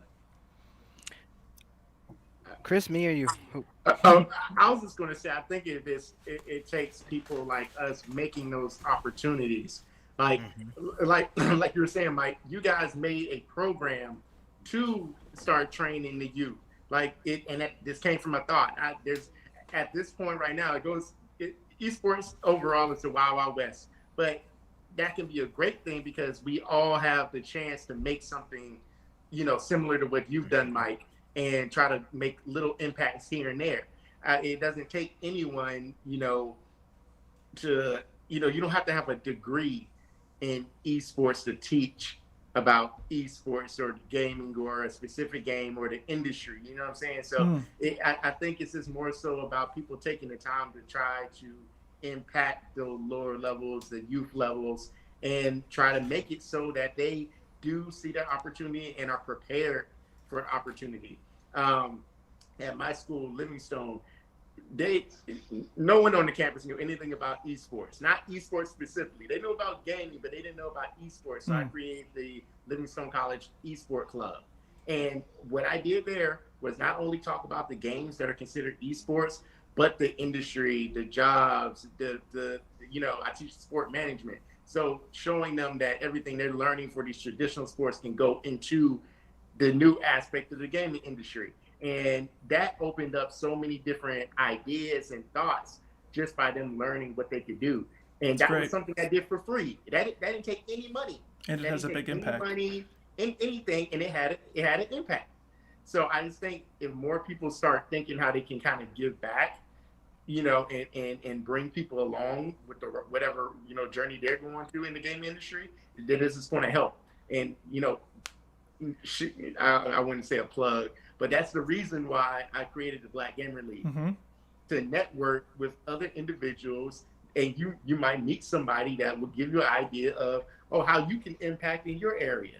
We have people from all around the world. It just takes someone taking a step to trying to do something that's going to make that change. That's a great answer. I know, Coach, I know you wanted to jump in, but I know Charles has to leave at 9, so I want to give him an opportunity. If Coach and Chris, you guys are cool with it, maybe we can stick around for a little bit more.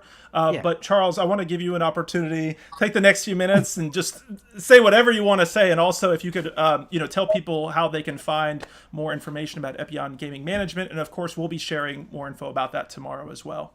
Okay. Yeah, I bought myself some time. I told my COO to kind of start the meeting without me. I kind of bought some time there. But I definitely just want to just say to everybody that's out there, what me and Chris are doing, I think is really crucial in esports to try to help. We're not here to take the money. We're trying to, like Chris said, we're trying to teach, we're trying to learn, we're trying to help you further your career, just like every individual, sport out there, NFL, the agents are, we want to help our clients for the most part. We want to make sure they get the right deal, the right contract. They deserve the money, get them the money, and make sure they're protected at the long end, at the end game, and that also on the side of that is what we want to start developing is we are developing skills. So, we handle organizations and individual clients, but esports is like NFL. You're not going to be in it for too long, right? The average age gap is what, 25, 26, and then that player, you either become a top-notch streamer or you're going back to flipping burgers at McDonald's or whatever because you don't have no other skill set. So another responsibility on us is to be able to teach skills to maybe, hey, after you're done with your esports career, maybe now you can come work for me. You can come do what we do because you have that skill, you have that knowledge, of esports. Or hey, you can go off and you can work for a company like Riot, maybe help run their league or things like that. I think that's another crucial part of what we do, is just trying to also help kids after esports. I think that's real crucial, because it's not there forever. It definitely isn't there forever. And I just want to, just tell everybody out there that's watching, thanks for watching. I do have to run. I have a new client that I have to go talk to. So, but you can find me on Twitter at Epyon GM. We're also on Instagram. Contact information if you guys, just want to say one thing. I don't turn down no meeting. If there is somebody out there that just wants some advice, or hey, how can I get managed by, being seen? I told my coworkers, I said, listen, we never turn down a meeting. I don't care how big you are. I don't care how small you are, because you never know what that person can bring to the table. You may find somebody that wants to be an esports player, but maybe he doesn't have that skill set, but maybe he can benefit and work for you. So, that's kind of the mindset I take, that I take every meeting. I respond to every email. I can't tell you how many times where I've reached out to players and get no response. I'm like, how do you conduct business? You can at least say I'm not interested. Sure. Go ghost or somebody like that. It's like, that's not professional to me. I reached out to like some big companies. The best I can get is a thank you for responding. We're not interested. I'll be okay with that. Mm-hmm. I'm used to hearing no. I've heard no for a whole year. We started this back in 2019. For the first 4 or 5 months, I heard no, where it was common. I was expecting a no. Now we're at the point where people are coming to us. And that's just shows, that just paved the way that, when people were telling us no, we didn't give up.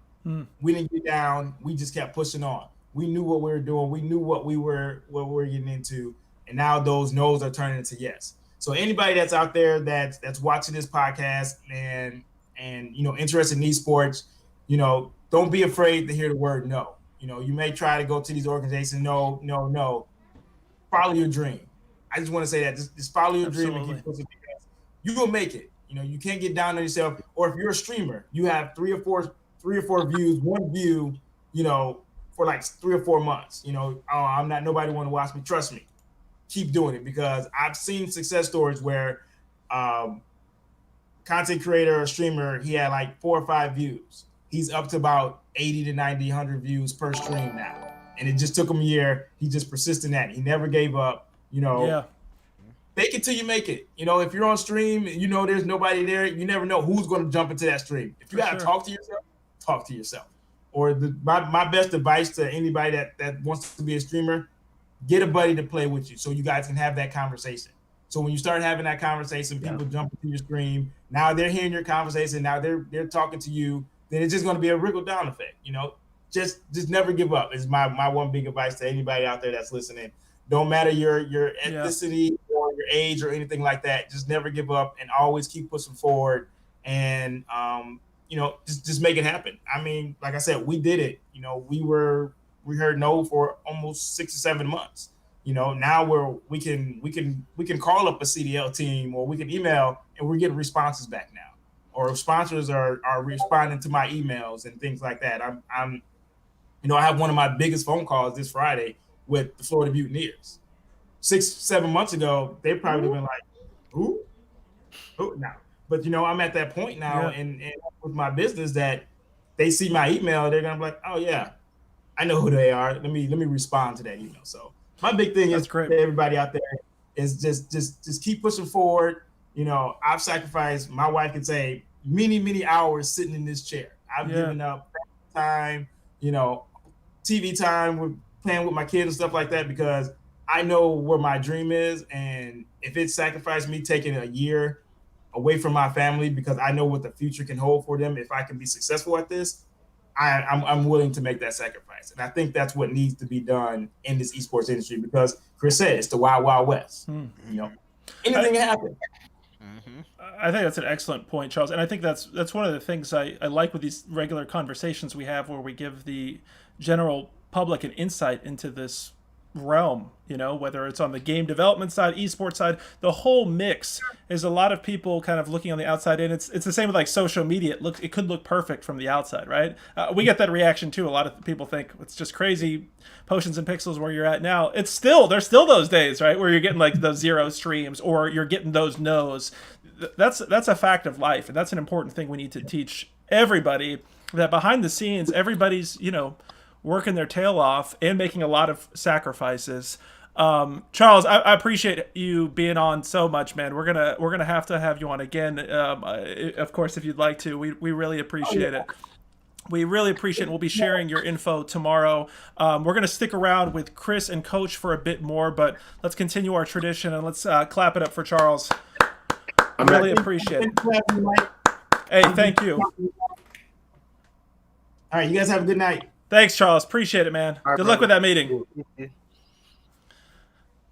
Yeah, Chris, Clutch. Yeah, like I said right there, I mean, it's a good point, right? There's a whole unglamorous side of this thing. And to Charles' point earlier, there is a fake it till you make it mentality, which we kind of have to do, right? To be connected with all these groups, right? I mean, I personally, for example, like even getting like Lowe's sponsorship and all this other stuff, it's like, it's kind of, I got to pinch myself sometimes thinking I can even do this full time. Like I just, sometimes I don't even believe it's real, right?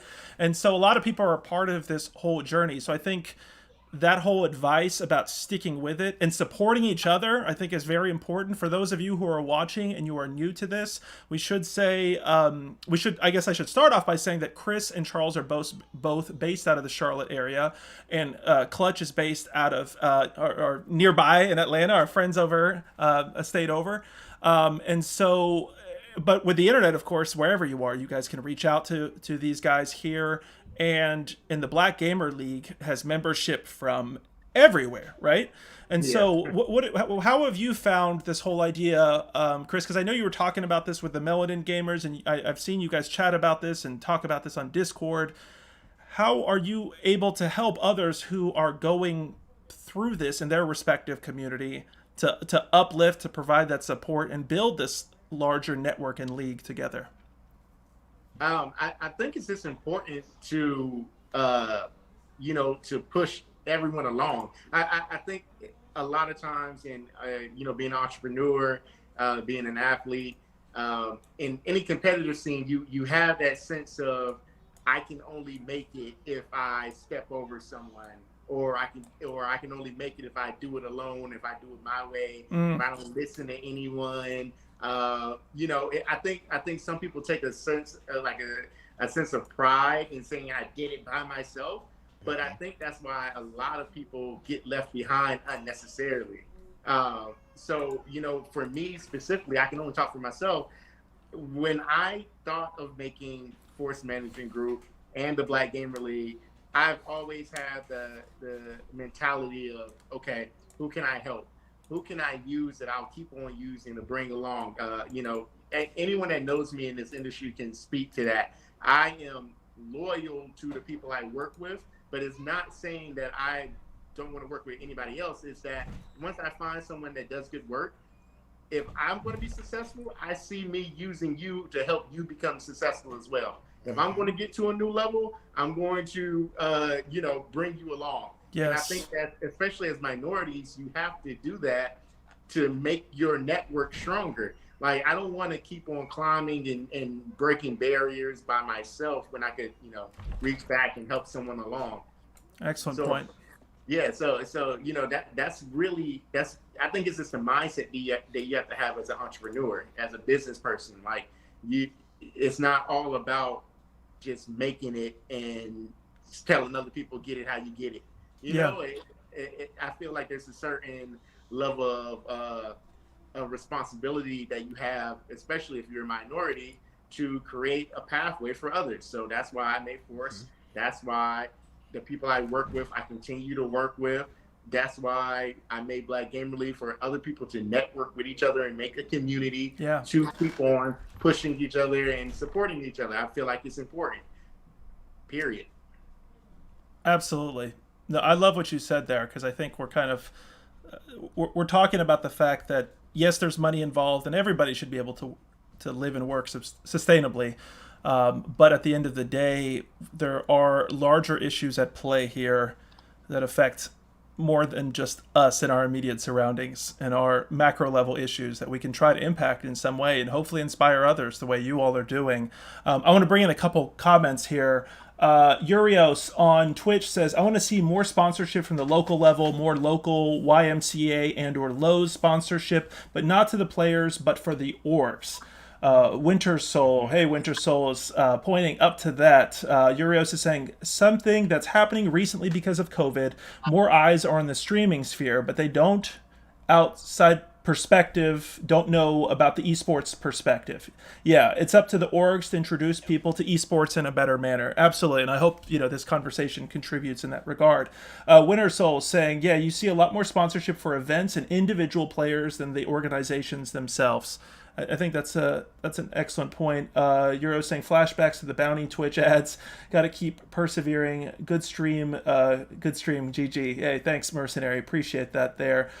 Yeah, I think that kind of goes back to that whole like sponsorship point, right? Like I think if we can create these types of events, even like this conversation we're having now. Right. Hopefully the people who are watching right now or in the future, because this will be archived, will learn quite a bit and try to figure out ways that they can change this ecosystem or contribute in a positive manner. Coach, what do you think about that whole idea as far as like the sponsors coming in at because it could be attractive, right, to sponsor a player or, to sponsor a specific game, but to sponsor like organizations or to sponsor those that are deeply committed to do these structural changes wherever they occupy, in this industry. Is that a harder thing to pull off? What can we do to ensure that this ecosystem is healthy for everyone, but obviously in this case, especially Black voices? I believe, the computers in the YMCA, that's big first off, because having them have another way to express themselves and then, output their energy and play and try things and get all the things. Like you said, we were talking about Pop Warner.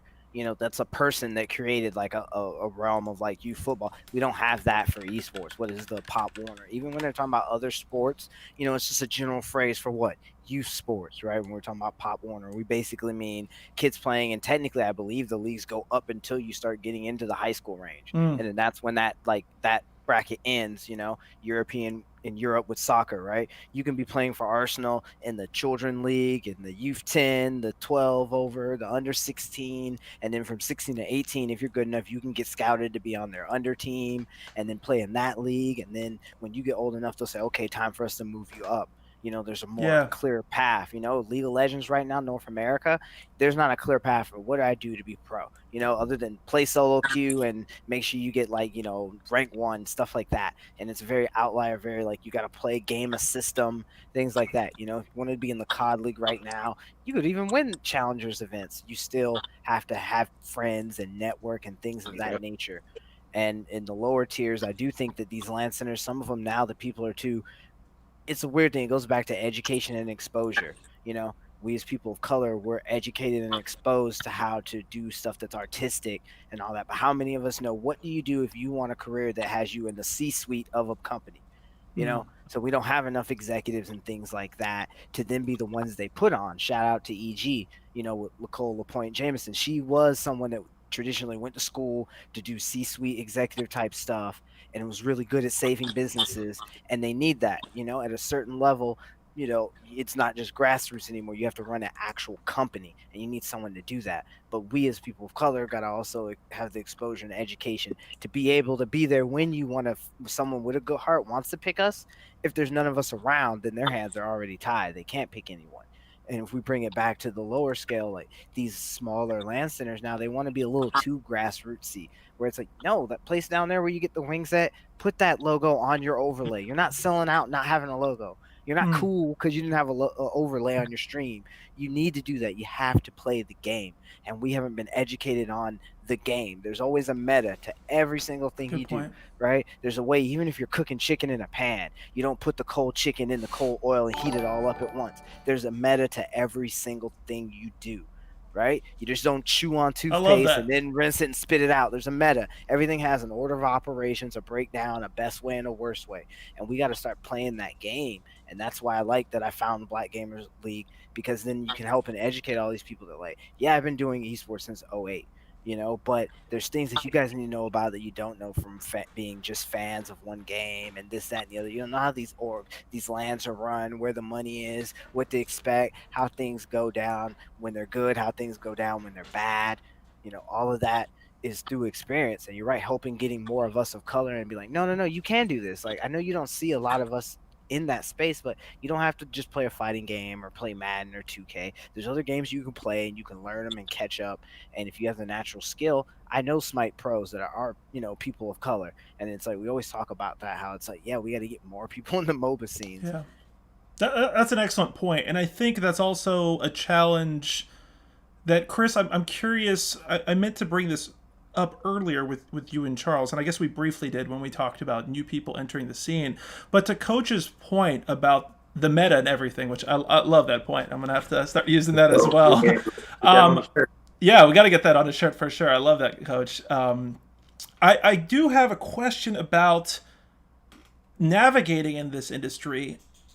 It could be challenging navigating any aspect of the gaming industry, even if you do have that kind of formal education of sorts, or that kind of like mentorship ability to an extent. Because of this Wild West example, every kind of league and every single game is its own playing field. So how do you handle like even specific contracts, right? To Charles earlier was saying that 13-year-old kid that wants $1,300 or whatever, immediately. How do you navigate? How do you keep up with it? Because I want to be honest, like that seems to be like slightly, you almost have to fake it till you make it, because the people organizing the leagues are faking it till they make it, because everybody has different rules.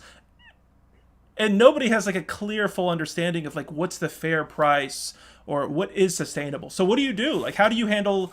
I know you can't obviously speak about contract specifics. I get that. We'll make sure everybody in the audience knows from a legal standpoint you can't do that. But how do you handle that? What's your meta when you handle that specific thing? Yeah, we're gonna have to trademark that, Clutch. You can have it. Coach Meta. Yeah, to your point, it's not as simple as traditional sports. Go to high school, go to college, and if you're good enough, get drafted. Like there's none of that in esports. So when I'm handling contracts and when I'm finding talent, I have content creators and I have streamers and I have competitors. It just depends on what that person wants to do. So it's like, instead of thinking from a wide variety of, okay, I'm going to look for someone in the FGC specifically, I'm going to look for somebody that's on a MOBA, or I'm just going to look for a content creator. I look for who actually is looking for the help. That's really a part of the job right there. Sure. Who wants the help? There are a lot of great players out there that are extremely talented, but they may not have the drive themselves to want to do extra work for branding and going to compete at certain areas and trying to get their name out there to get that recognition of a bigger league. So I think for an agency or an org, it's just important to be open, one, to what your client actually wants to do, because some people that competitively play, they don't have any aspirations of getting to a high level. They just want to be known for being a good player for their stream. So it's like it's kind of like this, keeping your doors open for whatever kind of comes at you. Essentially, as an agency, if you're looking for multiple genres in the game, you can kind of get lost because there's no, like we were talking about, there's no structure. So if I'm so spread out amongst all the different types of games, I'm almost not having a system that I can build for myself for how I'm going to handle each individual player. If I have all people that play League of Legends, that's okay. I know what I want to do for the League of Legends people. Sure. Boom. But if I have League of Legends, Rocket League, Call of Duty, Madden, NBA 2K, those are all different games with their own environments and cultures and way of doing things about them. So it can kind of you can kind of stretch yourself thin. What So I about think even within the same game? Just to, if you don't mind, just digging in a little yeah, deeper yeah. there. But if we're talking about those games where you say like, if I'm focusing and I kind of understand the general landscape, and Clutch, I'd love for you to jump in on this too. One of the other problems here is that a lot of these aren't salaried positions. There's very few leagues where players have an expectation that they'll have this baseline amount of money that they can depend on. Even things, for example, like healthcare or housing, which is provided in the Overwatch League. But then, they have winnings, and so they can kind of go up, but they have this baseline to depend on. How are you able to, I mean, because I'd imagine like part of the way you get paid is obviously when your players get paid, like the traditional kind of agency management sort of relationship. So how do you all like kind of calculate that component? Because it almost requires you to like have sometimes wishful thinking, sometimes not, as far as like what players can do in specific tournaments, right? I mean, that could be an emotional roller coaster, a mental roller coaster, I think, to say the least. I think the most important thing, if you're going to be representing someone, so if I'm talking about a specific game, I'm looking at one, how often are they looking to compete? Because how often they look to compete can dictate, how much money that I have to pick out, or what their potential earning is for their competitive process or their Sure. competitive year. So I'm looking at how often they're competing, what game they're competing in, and what are the general types of I guess you want to say the general finances that people will pay out for these games. The Sure. games range from differences all around. So it's more so, let's just say I'll stick with League of Legends. If I'm going to have a whole team, I have to have a structure where they are not just going to these different tournaments or different places that are going to pay barely enough for the entry fee. Mm. So it's this kind of give or take. It's give or take, and it also depends on sponsorships. If the team itself is going to have sponsors, that adds to the revenue. So if I can dictate how much sponsorship revenue we get, plus the potential winnings, then that kind of gives me a ballpark of what I need to do or what routes we need to go on for the future.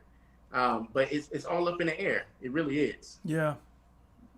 I Absolutely. would I would say for me, from coaching, when you're talking to teams, on the amateur side, if they're not at the point or they don't believe about having, management yet, a lot of times I'm trying to do that a little bit on the side for them too and explain about things. And we always talk about your ramen cost of living life and your like above ramen costs. So what is like if you only ate ramen, Hmm. what are the bills you need to pay per month? And then if you were eating a little bit better in ramen, what is that? And you Hmm. got to ask yourself at the very minimum, you got to either find a way to get that money other ways if it's playing all these different tournaments, these CMG, UMG, whoever, play all the tournaments you can, stream something if you can. Can you find out ways to make YouTube videos and content? Like, how can we flip you? I always say, how can you bring someone value so that we can try to get a little bit and give up as much winnings as we can in the beginning? Because you can't win if you can't get there. So it's just about like, what can we do to get there? Just beg, borrow, and not steal, but Yeah. beg, borrow, and just plead to get there. Well, can you get there? Can you get there? And then after 2, 3 times, you start placing in the money. Especially like with COD with Challenger scene when there were LAN events, you could, if you're placing the money now, there's a lot more money for amateur ranked people. Where before, half the pros weren't getting money. The top 8 used to only get money at Yeah. MLG, CWO for the longest, while the other 16 are there. The other 8 to make top 16, they're pro too. They're getting their stuff paid free. They have that same, identifier that they're pro, but they're not getting money at the, salaries, stuff like that. So, or Yeah. prize money. Great So point. it just comes down to you just got to find out what your cost of living is while you're coming up. And then, like any other athlete that would be like on a scout team for the NFL or third string at NHL or a minor league player, like have to actually really more or less refer to Chris and them. They would probably know more about contracts because for us pros, nobody likes to talk about it. Nobody will tell you what they're getting paid because just like in wager, if you worked in the kitchen, once you start going, well, Joe on the fries is getting this much. What about me? Well, then Joe on the fries is never getting a raise again, and we'll begrudgingly give you a raise. And after a while, we'll phase Joe out with his schedule, and now he won't be on fries no more because he ran his mouth too much. And that's how it is. Like, no one talks about what they got That's a because they great don't point. want their name coming up and so-and-so on this team got that. Yeah. You know, this team's paying out for this. Only the big name stuff you hear now is that, oh, people signing for $2 million for 3 years and Hooney type contracts and stuff like that. Because then everyone starts counting your pockets and they start really seeing what can you do, and they start calling your org dumb for spending money on you. And you have a bad series. Are you really worth the money now? And people will do all this, and you're like, hold up, man. Like, chill with all that, you know? So That is an excellent point, my friend. I absolutely agree on that, and it is difficult as someone who's also involved on the game development publishing side, and like it's so nebulous to know what the standard contracts are. This is an issue across the board for so many people involved in this. We don't have, we structure legal, or I should say the industry largely structures legal arrangements to be, as you said, on lock and key, lip sealed. But we can't have that. If to Chris, your point about helping people, putting your hand out to help and lift people up as well, as you are in the process, we have to be able to do that. So I think you all in the audience hopefully have seen a group of people on this panel and all the panels that we have that's willing to have those conversations that you can reach out to and help where possible. I want to read a comment here and then end with 2 quick last questions, because I know my wife's about to get on me if I take the stream too much longer. Dimitrik said on Twitch, glad y'all are getting the visibility of it all. Things like this helps a lot. Thank you, Dimitrik. Really appreciate that. I'm not only glad to have you all on, but that we can have these conversations and that people clearly, are attracted to this. We've never had any illusions about this competing with, PewDiePie type streams or anything, but we think there is a place for this type of content. We do believe that there is a place for these types of conversations, deep level conversations. And Dimitrik, thank you, because this is exactly what we're going for, because we know there's an audience, however niche it may be. Last question, guys, and then I got like a turbo fast one for you guys. So I guess two more real quick. Overall, are you optimistic about the future of esports, specifically with regard to the growth of Black voices? Do you find these stats encouraging? Do you think they'll actually get to that point? Because I've talked to people in the esports industry that want to stick with it, like it, but they don't necessarily think that the industry's growth is going to benefit them, and they actually think the growth is going to take a while. They don't necessarily think we should jump on the hype train the way others are portraying. So I know that's a lot there, but optimism, thoughts about the growth of Black voices specifically. Whoever would like to start that one first. Chris, you start. I'll I can go first. I'm ready. I can go first, or you can. Chris, let's have you first. I'm optimistic about it because I feel as though I don't know how this is going to sound, but I'm going to do my part in making sure that more Black voices are being heard. And Mike, you talked about it. I was just part of the Melanin Gamers People of Color Gaming Community Summit that was on the front page of Twitch, and that was people of color communities from London, Nigeria, Brazil, America. So yes.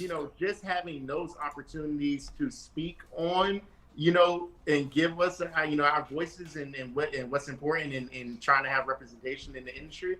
I think the more that we have those opportunities like you have done today, Mike, for anyone to hear what we're talking about and why it's important to have representation, I think that's the most important thing. So I feel as though if we keep on doing things like this, then it has no choice but to grow. I don't want to be pessimistic and say that, it's not going to change. I think everything is based off of what we do in the current, where we are right now. So if we have people like you, people like us on the panel that are willing to go out there and keep on using our voice and inspiring others to use their voice, I don't see why we can't make that change. And it's in, esports, and, it's in its infancy. So we start right now. Yes, it might take some years, 20 years from now, let's say.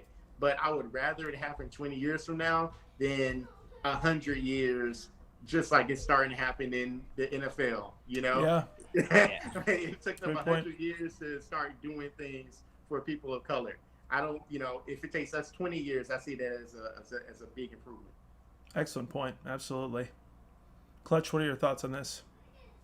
I'm very optimistic and positive about the future. I think in the next probably before 2025, we're really going to see a shift where we're going to get into, okay, you can have the talent, but as you've seen with like Dallas Empire and what it's going to come into like preparation, putting all this money, you want to get the most out of your money. And the same sort of pitch you have to give teams when they're like, well, they always ask me, why should we pay for you to go to the event? And it's always, I'm your insurance policy. I'm there to make sure they go to sleep at night. Their friends aren't in the hotel room messing around, this, that, and the other. And I believe that the more that we can kind of get together, and I was blessed that in my first event, I met like basically the majority of the Black Halo pros, like instantly. I was lucky to live in Florida near one, and he was a local of my person that taught me. So my first local ever, I was team coaching one, and he's in Forbes. Shout out Thuggish Killer. And then being able to, as soon as I get off the plane, I meet, alumni who's, the manager for NV right now. Be able to meet him, Yeah. meet his brother later on, who's now is a coach in Halo and like top 3, one of the better coaches in Halo right now. So I was lucky that the first few handful of people I met all the Black people in our space, and had APG as a local in Florida. So you get to coach against him in locals and see everybody, but not all of us are like that. So I do try to do that in the COD community when I see, different coaches, especially like the Black coaches. I'll hit them up and message, say, oh, I see you got a new team now. How's everything going? Make sure that you negotiate for yourself, try to find you an org to be with long term, this, that, and the other. That's why I like being in BGL, to be able to just impart just the knowledge, because a lot of people are not going to tell you, and only we're going to look out for each other. Only we are going to be in each other's streams at first, and that's good to lean on that community and then help bring them up, because then you always have a core group of people that are like, oh, I remember I got an esports because I saw, so-and-so's videos. Yeah, that was the first guy that I saw. And then after seeing him, I wanted to do that, and showing people that we can do that. That's a great point. And I think that also speaks to whoever you are, whatever industry you occupy, whether it's related to games or not. There are these moments in life, more than you probably realize, where you can make an impact to help people of a wide variety of individuals, whether it's kind of immutable characteristics like race and whatnot. There are ways to provide help in these cases. Yeah, I'm guys, I love this panel. This was fantastic. I really appreciate you all being on here. I hope everybody in the audience really enjoyed this. I think, Clutch, just to talk about that point, I think for everybody in the audience, I think know that the organizations that you see represented here are those that want to work together and solve these long-term issues and help and uplift one another, because we know how challenging this whole process can be, and have this first-hand understanding of it. So with that, I do want to ask you one turbo question before we do our little outro routine, and that's what we ask every week. What are you playing? We want to hear that. What are the games that you're playing right now before we end this right here? So, Chris, let's start with you.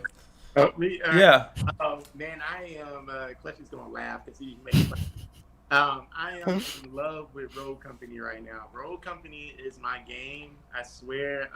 If I had to, choose esport to come up, I think Rogue Company has that really good potential to make it happen. So I'm ready for it. So Rogue Company is dope. Madden just came out. They made a new mode on Madden called The Yard. I don't know if anyone's heard of the NFL Street Series, but they basically made a remake of that for the new Madden. So that's dope. And I'm playing what? Oh, Fall Guys. I'm a part of what I do for sure.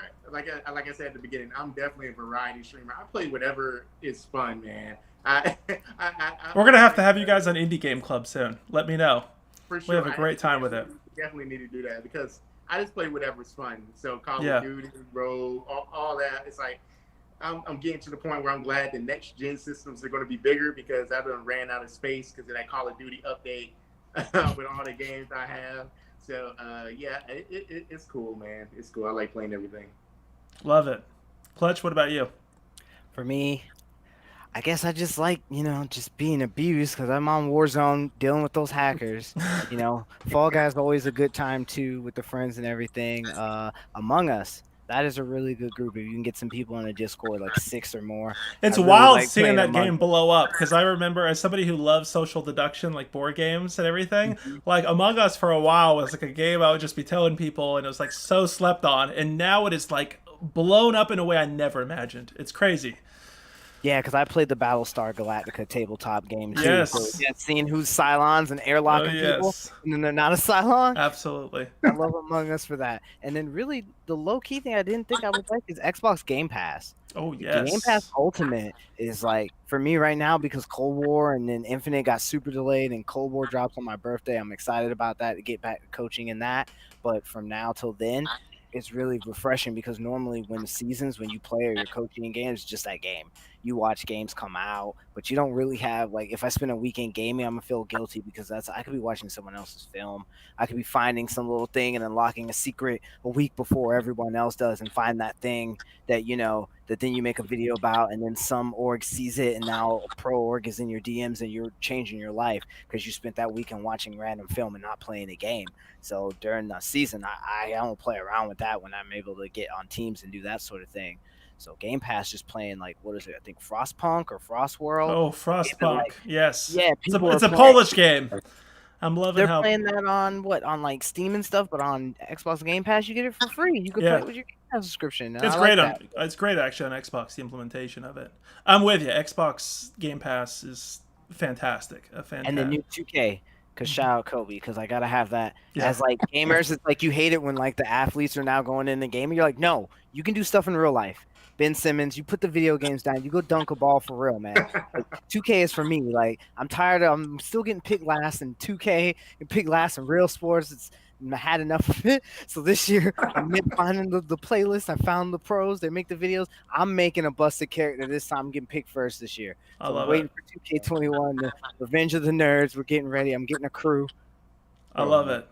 That's awesome. We got a quick couple comments, but before we wrap it up here, Damien Greatheart on Facebook says, "Enjoyed learning new information. When is the next one?" Hey, thanks, Damien. Appreciate that. We have these conversations every Tuesday. We're rescheduling next Tuesdays. That was Hispanic Voices in Gaming, and that's going to have to get shifted 1 month because of the panelist work schedule. But every Tuesday we do community conversations, and I would say if you like these types of in-depth conversations, you should join us on Thursdays as well for Indie Game Club discussion.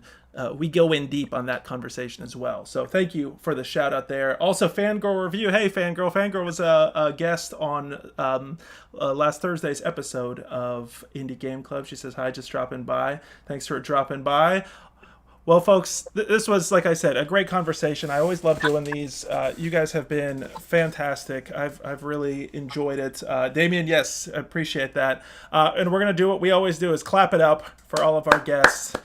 Thank you, Chris. Thank you, Coach Mike. Clutch. Thank you, Charles. Really appreciate it. I would love to do this again and, reflect on the conversation we had here and see how things go over time. And as I said before, I'll be sharing information about all y'all's respective work tomorrow on Facebook, Instagram, and Twitter. So if you're not following us on social media, please do so. And then after that, make sure that you follow those links to follow, like, subscribe to all of our friends here.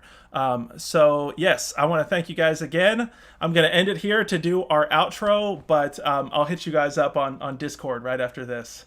All right, bro. So thank you All right, guys. thank you. Really appreciate it.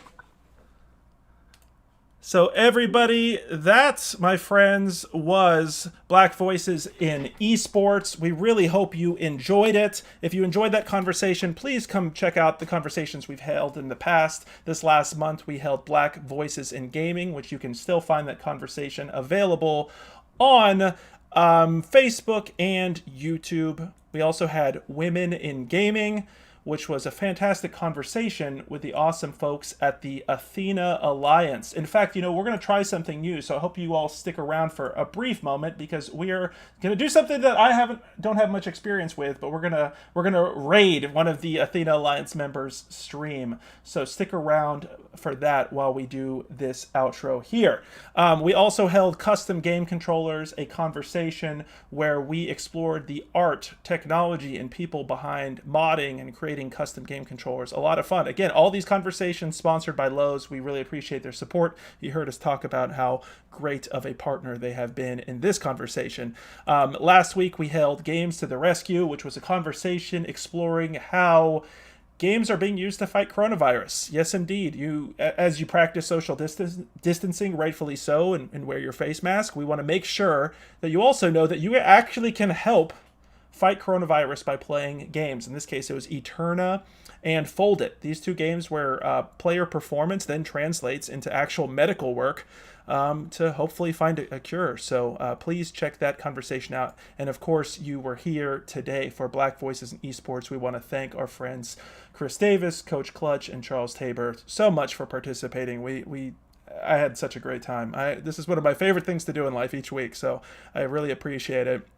Next week, we were supposed to have Hispanic Voices in Gaming. This is going to be changed over to October 13th with Julio Nazario, who is a board game designer based out of here in North Carolina. And his game you can see in the background, Control. Fantastic game. I played a lot of it with my family this weekend. It's available at Target right now, so make sure to check it out. We're excited to be able to have that conversation. And I should say that we have some upcoming conversations. We have an LGBT Voices in Gaming.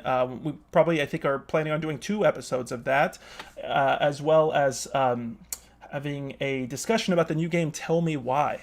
So definitely stay tuned for that announcement coming this week. We also, of course, do Indie Game Club. This is our weekly series where on Mondays we play a variety of indie games for the week, and then on Thursdays we discuss them. It's a great opportunity to discover new games, play along with us, and have some really in-depth conversations. We feel like it's, essentially like a book club, but for indie games. So it's a great opportunity to explore some different titles that you may or might have not originally known you were going to be into. And we should also say on Friday we're going to have a special interview with the developers Farfew Giants, who we've actually featured 3 of their games, and looking forward to talking with them. Of course, outside of talking about games, we enjoy playing them. So we have online game night. This is the opportunity to play with a really welcoming, great community. We play on Wednesdays and Saturdays, both video games and board games. You just got to join up on our Discord. That information is available in the description, or you can check it out through our social media channels. We got our Discord plastered everywhere, so make sure to get in on that. Also, speaking of esports, we have our own online league. And in this case specifically, we designed this with all skill levels in mind. So it's kind of like an intramural league. So whether you are new to Super Smash Brothers or you're an expert player, this league is for you. And it's entirely free thanks to our friends at Lowe's. So on Wednesdays, we do Smash and Learn. This is an opportunity to learn, improve your techniques, learn about different characters, learn about different levels, and just generally level up your Smash game. Shout out to Winter Soul, who conducts all of the events for the Potions and Pixels online league. On Fridays, we do King of the Ring. It's a great opportunity to scrimmage and play with other players and practice in anticipation for our weekly tournaments. Yes, we host weekly tournaments of different tiers. And the reason we have a bronze, silver, and gold tier is to make sure that you have a great experience where you are playing people of a similar skill level. I think you all know the feeling. You've been to those tournaments where, the top player from the state comes in and sweeps the board and takes everybody's money. Well, we wanted to ensure that everybody has a great experience and learns learns how to improve their game and plays against people of a similar level. And so in this case, we had this past Saturday, we had the bronze level tournament, and we want to congratulate everybody who participated and give a shout out to first place Alex Chan, second place Schmoovy, and third place Rory. The silver league tier, we had first place Blue Pana, second place Super Ace, and third place Pancakes. I know Pancakes was in the stream earlier, so I don't know if you're still there, Pancakes, but shout out to Pancakes for sure. Often find him jumping in on the chats here on Twitch, so we appreciate that. This weekend, we have the Gold Player tournament. This is actually open to all players, we should say, but we're giving priority seating to the gold players because we figured, hey, the gold players are good enough to play against even the silver and bronze players. So silver and bronze players are welcome to join this tournament. We hope you will join us.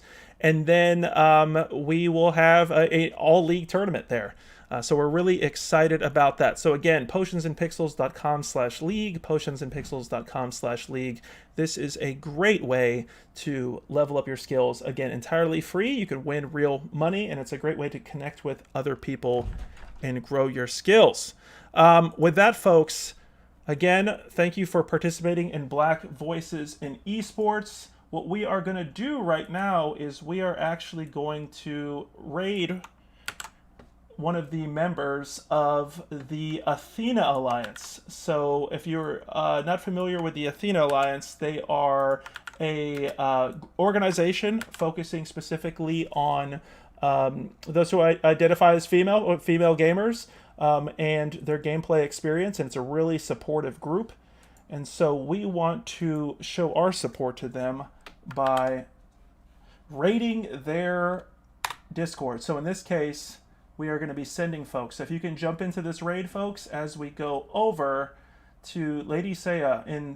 She's running a stream right now. And every week we're going to be jumping in to different streams. So here we go.